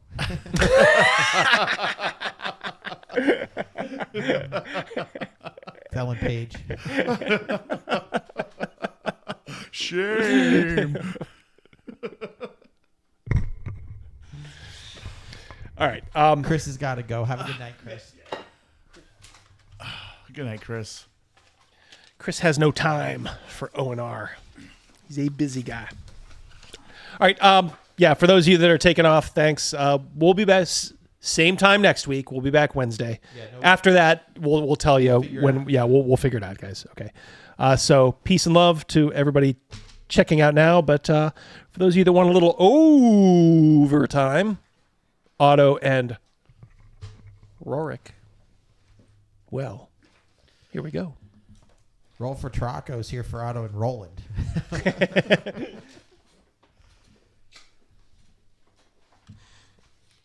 right, I gotta turn the lights up in here. Oh no, that's the wrong direction. Wrong direction, Double D. All right, guys. Let me. You guys currently are traveling, Otto, Rorik, and Aurora, along the coastal road. Down below. Now, last time, we started the Black Lotus for Books program, if I'm not mistaken. That's correct. Yes, you had discovered a smuggling operation from the southern cities. And instead of blowing them in, you kind of came to a détente, as it were. And you just kind of said like, look, just you can stay here, but try to help out the people in that village, below. And they said, fine, we'll do that. So no harm comes to them. Yeah. You donate money to their causes. Yeah. Smugglers with a heart of gold. So they protested and said, yes, we will do that. Bleecker says it doesn't look like Ellen Page. It looks like Elliot Page. That's who I was referring to. Yeah, Thank you. I just didn't know his name. Did you dead name? don't you dead name Don. Black Lotus, poisonous. I thought it was the best. The best, I tell you, the best. Yeah, Stygian, the best. All right, yeah. So you guys are on the coastal road, and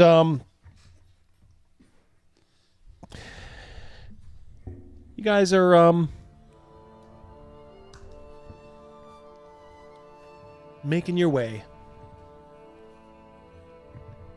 A lot of it looks, kind of like you're seeing, kind of a bleak landscape, but occasionally it's, broken up by little pockets of forest and little villages here and there. You wanted to go to the Inner Empire, is that correct? That is correct. All right. We are going to do is just do a little montage here and just say you make it all the way across the bottom.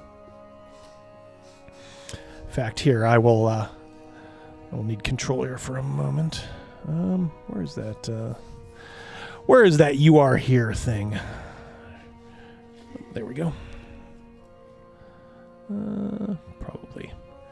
Probably up. I want to move it to where you guys are.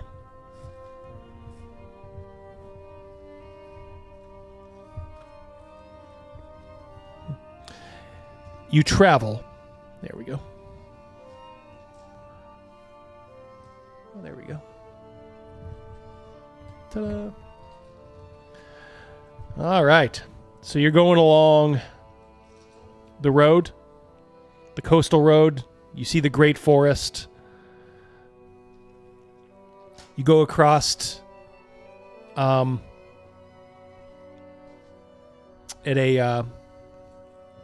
a point where there's a bridge over the river here. You keep going.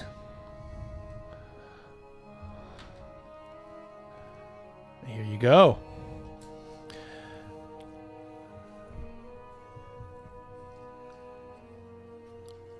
All the way. So this is weeks of travel, okay? Till finally, you make it to Mist Shore.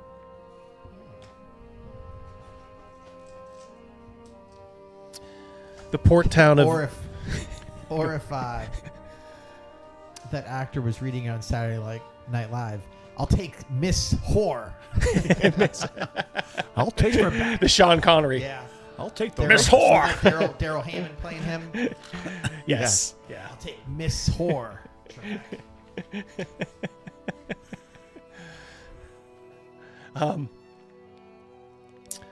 So you see this city open up before you, and you've gone through many, many villages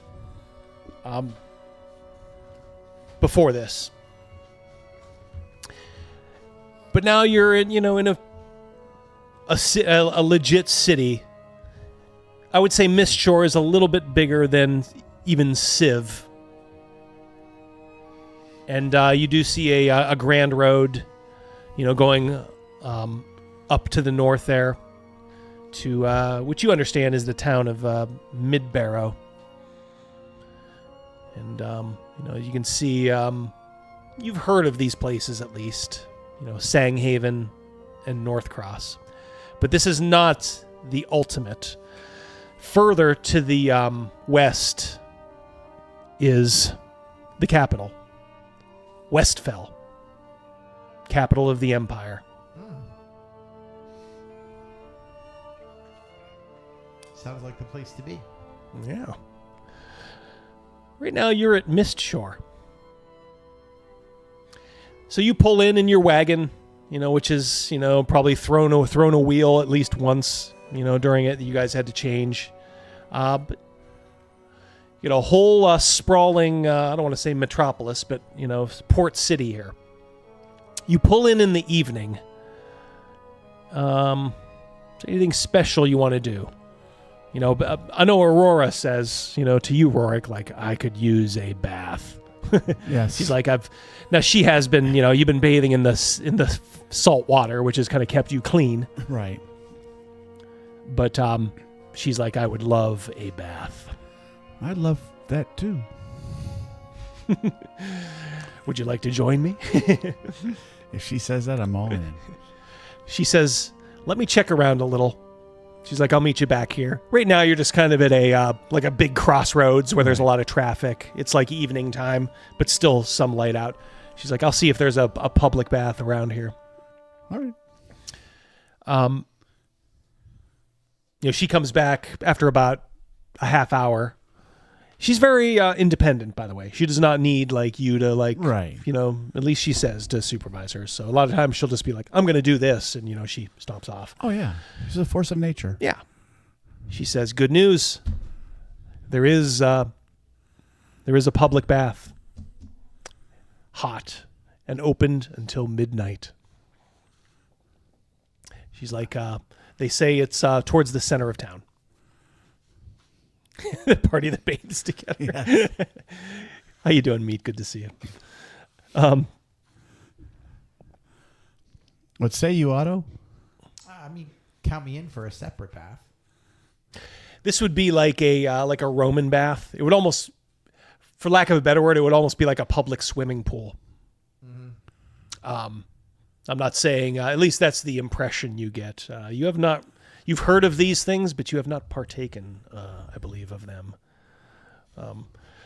She says, well, maybe we can park, the wagon somewhere and stable it. Yeah. She's like, I'll see if there's any inns around there. Is there anything you guys wanted to do? No, just settle in. Yeah. All right. Get a bite. Yep. Get a bath. Get some sleep. You find a stable that will take care of, the horse and the wagon for 5 silver a day. And she says, good news. There's an inn.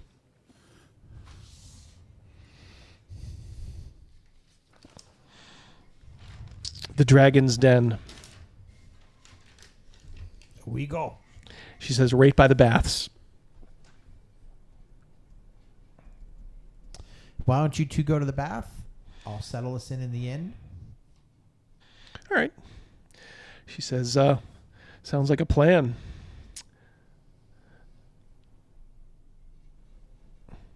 You guys get to the baths. Okay, and it's you can almost feel the heat, as you walk in. It's got an arched stone entrance.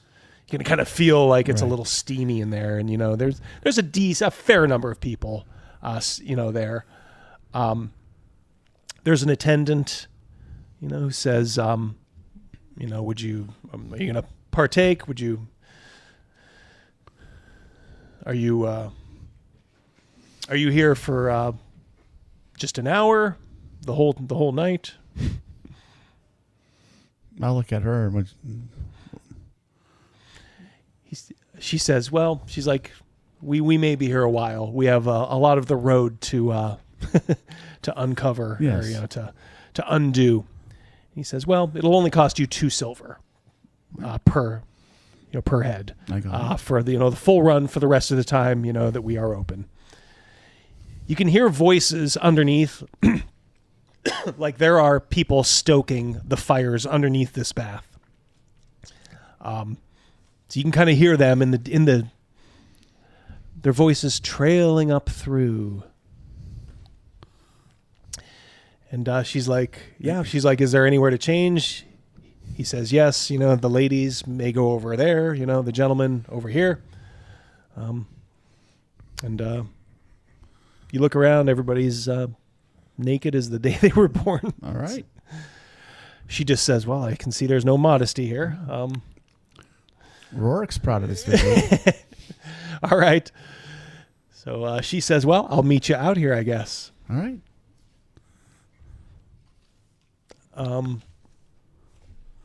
You doing the full Monty there? Yeah. Rorick? All right. When in Rome. All right. She walks out. And as you've seen her many times naked now. What you haven't seen is a room full of people staring at her with their jaws, almost on the floor. All I could say is dudes, I've been there. She holds her head up high in an aristocratic manner. And she says, perhaps over in that one corner, there's fewer people over there. Absolutely. Content warnings. Yes.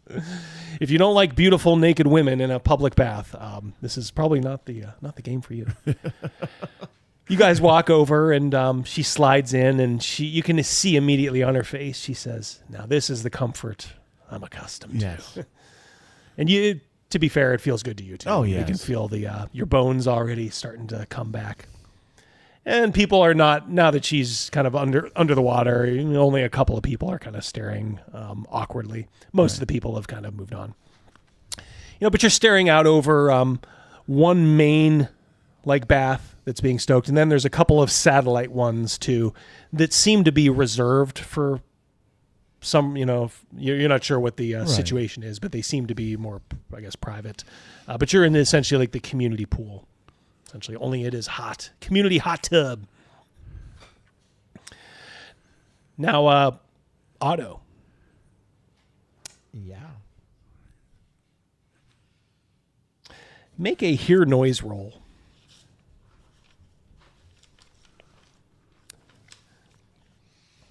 Is that like a die 6, right? Yeah.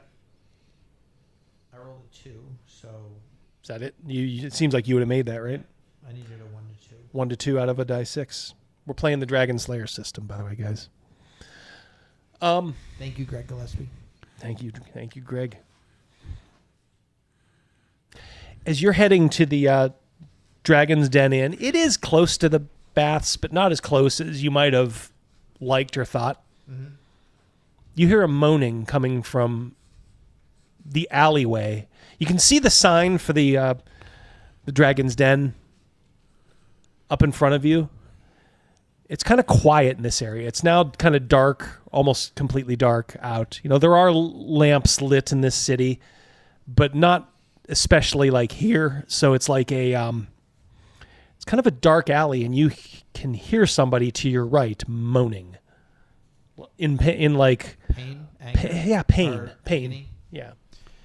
I'm gonna check it out. Hey there. All right, because you did hear the roll. You do see a guy sitting on his rear end, holding his head. He looks a little confused. Mm-hmm. He kind of looks up at you. Probably like middle-aged, a little paunchy, but dressed fairly well. He's trying to talk to you, and he's talking in the common tongue of the Empire. But you can tell he's just kind of mixing up a few words. Mm-hmm. Like he's just taken a severe blow of some kind. Yeah, you can see a little bit of blood, but a big knot on the back of his head. I'll outstretch my hand. Yeah. At first, he kind of looks at it, wants to make sure you're good, and then he kind of nods and says, "Oh, thank you." I help him too. Yeah. He's like, would you help me? He's like, I'm just over there, and it's the inn across the street from the Dragon's Den. Yeah, I'll help him. Yeah, so he's a little woozy at first, but you're helping him. He's starting to gain his footing as you walk. He's like, oh. He's like, that's son of a harpy. He's mumbling. You get to the door, and he's like, yeah, that table in the back there, if you don't mind. He's like, what's your name, young man? My name is Otto. Otto. Well, I want to thank you. He's like, I'd like to buy you a drink too. I'll take you up on that, and I'll sit down with him. Mm-hmm. He puts his fingers. A couple people come over that work at this inn, which you never got the name of. But they're like, oh, are you okay, Tyrus? So you hear his name is Tyrus. And he's like, yeah. He's like, I don't want to talk about it. He's like, but 2 drinks, the best, top shelf for my my friend here. And me, of course. He's like, oh, they leave, they're getting your drinks pretty soon. You have 2 in front of you. He says, I never should have trusted him. He's like, young man, be careful who you trust. Someone robbed you tonight? A friend? He's like, well, let's just say it was a business opportunity that I thought I was engaged in someone with. But an on-the-level opportunity? He's like, well, I thought so. He's like, he feels again. He's like, he's like, I knew they took it. He's like, they had to know I had a copy, right? He's a like, copy of. He's like, I'm sorry. He's like, I am mixed up here. They stole your money or they stole your belongings? No. He's like, a map. He said, all right, so I was engaged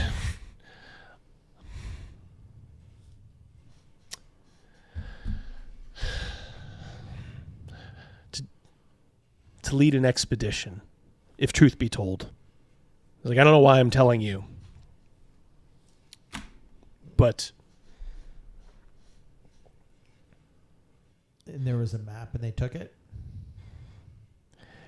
Yeah. And they're going to leave on the expedition without you? Or do you have another map? He's like, oh, I have a copy. He's like, he's like, I shouldn't have trusted him. Never trust a guy named Brute Dan. Brute Dan. Yeah. He leads a group. Let's just say a group of treasure hunters. I was a little leery about trusting him, but do you have a group? He's like, well, they were going to be my group. He's like, I am without now. How many is in Brute's group? I think he had 4 in his. He's like, here's the thing. All right, so this map. All right, so let's just compress time a little bit. Let's say you guys. Let's just say he is crafting his words and doing things in such a way you don't realize how much time is going by, Otto. Mm-hmm. So maybe you guys are like, well, Otto must have just went to the inn, and just crashed or something. So maybe you guys get up. Oh yeah, and we'll just say, sake of argument, this is a quote unquote live play. Let's just say you see through the window of the inn across the street from the one you're supposed to stay at, like, hey, isn't that Otto in the window there? Right. So you guys come in at maybe just this, point. Right. Okay. So he sees you two, and this guy, Tyrus, stands up and says, friends of yours, Otto? They're your new touring group. He kind of laughs and he says, well, let's talk then. He's like, please sit down. I'm pleased to meet you. You see, this guy's got a big, nasty purple knot on his head. And immediately Aurora's like, are you okay, sir? And he's like, the introductions to everybody. Yeah. I get the chair for Aurora. Yeah. He's like, we're going to need some food, right? And he immediately orders a bird with roasted potatoes and, all kinds of stuff. And more ale, of course. He's like, I found business can be conducted well over a pitcher of ale. He's like, okay, let me explain myself. My name is Tyrus. I always look for opportunities. So far in life, I've hit a few, but I've not hit the one, if you know what I mean. I've always been close. So what if I told you I found a map that led to a sunken city, a lost city in the north, many leagues north of our capital. I'd say you have my interest. I was hoping you'd say that. This map is from a civilization that was here before the Empire.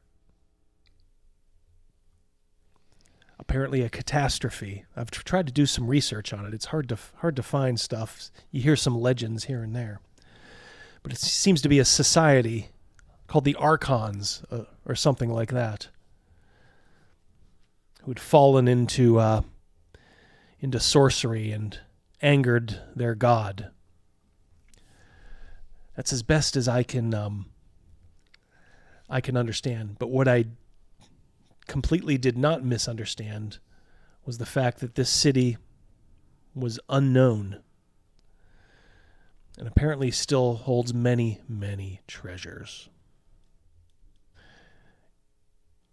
The problem is it's in the north, and even though, we're getting to the time of year where it's not too bad, it's still very remote. But I think I know where this is. And your copy of the map can take us there? Yeah. Is it a race between us and them to get there first? Or is there plenty of treasure for everyone? He says, well, let's put it this way. It probably is a race, but I think we can afford a day or two if you're interested. Brute Dan and his group, well, they wouldn't take kindly to anybody taking any bit of treasure, probably. So we may have to contend with them. Hopefully we can beat them there. And if not beat them, hopefully we can at least contend with them. He says, I suppose that's where you come in. He says, now I have to ask you, do you work alone? Would you want me to get any more? It's hard to get people to go up on just the promise of treasure. I can barely cover living expenses. I can afford, a stay at an inn, but not the fanciest inns. But this could be my big hit, and I would cut you in. He looks and says, well, he says 50% for me and 50% for all of you. That's thinking surly. We can negotiate the price when we find out what we have. But I think the three of us are in. Aurora? Aurora's like, sure. She's like, sounds like fun. She's got a devilish gleam in her eye. All right. He's like, my lady, I didn't want to encourage it. This could be hard life. She knows her way with the blade. Oh, he says, then please forgive me. She's like, let's just say I have two men to watch my back who are very good, with a sword. And he's like, well, that is comforting to hear. Where are they?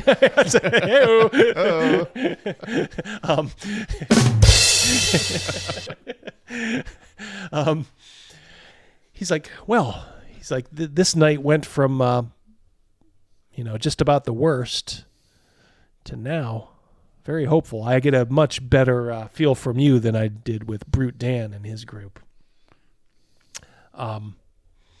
We could be contending with 4, perhaps as many as 5 others in his group who now have the map to go there.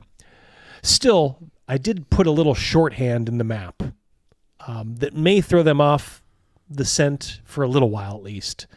Even someone as stupid as Brute Dan will probably be able to figure it out, or at least somebody in his group will.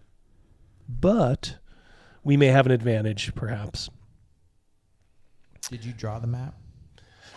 He's like, well, I drew my copy here. We'll see. Accurate?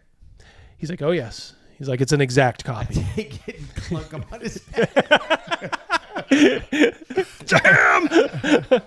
You bastards. Halfway there, we throw away the map. Boy, you really are stupid. The next guy gets a copy of the copy. Just keep doing this. Ooh, lumpy.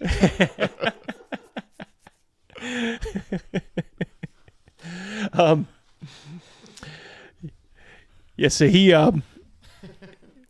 basically tells you it's, to the east of King's Hold up there. He kind of makes a vague, he has a big map to kind of show you roughly, where things are. And then he kind of says the detailed map, which I will show you later on, is up here. He's like, this is a very remote territory, though, the further you go. It's a very barren landscape, bleak, if you will. He's like, so nobody goes there. And we'll have to be well provisioned, but there are small towns there. I got conked on the head by Ellen Page. Insufferable. So he says, do you have mounts? We have one, but we have a wagon. He's like, wagons, we can probably take the wagon all the way to Westfall. We'll have to sell it there probably, or at least store it if you wish to. For the we'll need 2 more horses. He's like, well, if you're short of money, I can front the money for that, and I'll just take it out of your share. We'll have to, when we adjourn for the evening, we'll count our funds and we'll figure that part out. He says, if you prefer, I can draw up a legal document before we leave, if you like to have those things in order. Well, I don't want to determine our percentage until we see what we're dealing with. He looks a little nervous. He's like, you have to understand, you outnumber me 3-1, and you seem like very honorable people, but keep in mind, I understand you'll be doing your part, and my part is just having this information. He's like, but I don't want to be kind of shortchanged if you get my meanings, Otto. I do, and we feel the same way, so maybe we'll just go by trust. A slow smile comes across his face, and he says, I'm a pretty good judge of character. Saddle up, partner. I like the cut of your jib. Yeah. He just says, okay. He's like, you know what? I'm going to listen to St. Yig on this one. He's telling me in my heart to trust you. And he says, and I do. He's like, and for such a lovely lady to be in your company, he's like, well, I would hope that someone of her fetching looks wouldn't consort with rapscallions and vagrants. He's like, I deem you to be honorable men. We will go by trust and figure it out, as they say. I stand to up. Trust, and to trust. Put my cup out. He does say, he says, so you will then trust me with sole ownership of the detailed map, right? Yep. I will guide us there. Absolutely. And when we get there, you will do most of the treasure hunting, which I assume is going to be, at your own discretion. Yep. He says now it's the lawless border up there, and I can only guess that there's subhuman, monstrous beings, that live in those parts. How many of them we'll see? Who knows? We have a whole book to pick from, thanks to Dr. Greg Gillespie. That's right. Yes, that's right. Thank you, Greg. Yeah. He kind of sits back and says, "I think this is going to work just fine." He's like, "To my new friends," and he raises his glass. Yep. Amen. Huzzah! Clink. The tinking of glasses, and you guys, we will stop here. He just says, "We'll get our affairs in order and leave the city as soon as we can. We have Brute Dan to beat." In the montage, Double D, I'm gonna take the bags of coin that we have. Mm-hmm. I'm gonna convert some of those to the moneylender to bigger, to gems, so they're easier to carry. Okay. And have some money in pocket change, obviously. Okay. And we'll go and get horses tomorrow. Okay. Fair enough. Sounds good. Thank you, everyone. Yes. Right. Almost 80 of you still watching. Yeah, that's our. Thank you so much. That's our awesome. Comic strip style live play for those of you newbies here. We just do little bits at the end of live streams for the as a little bonus to the super fans. All right, guys. Not going to belabor it. Long show tonight, but great show. Regular show next week. Yep. Thanks, everybody who super chatted, supporting the channel. Thanks for being funny in the chat. That's why we love you. So peace and take care. See you next week. Good night, everybody.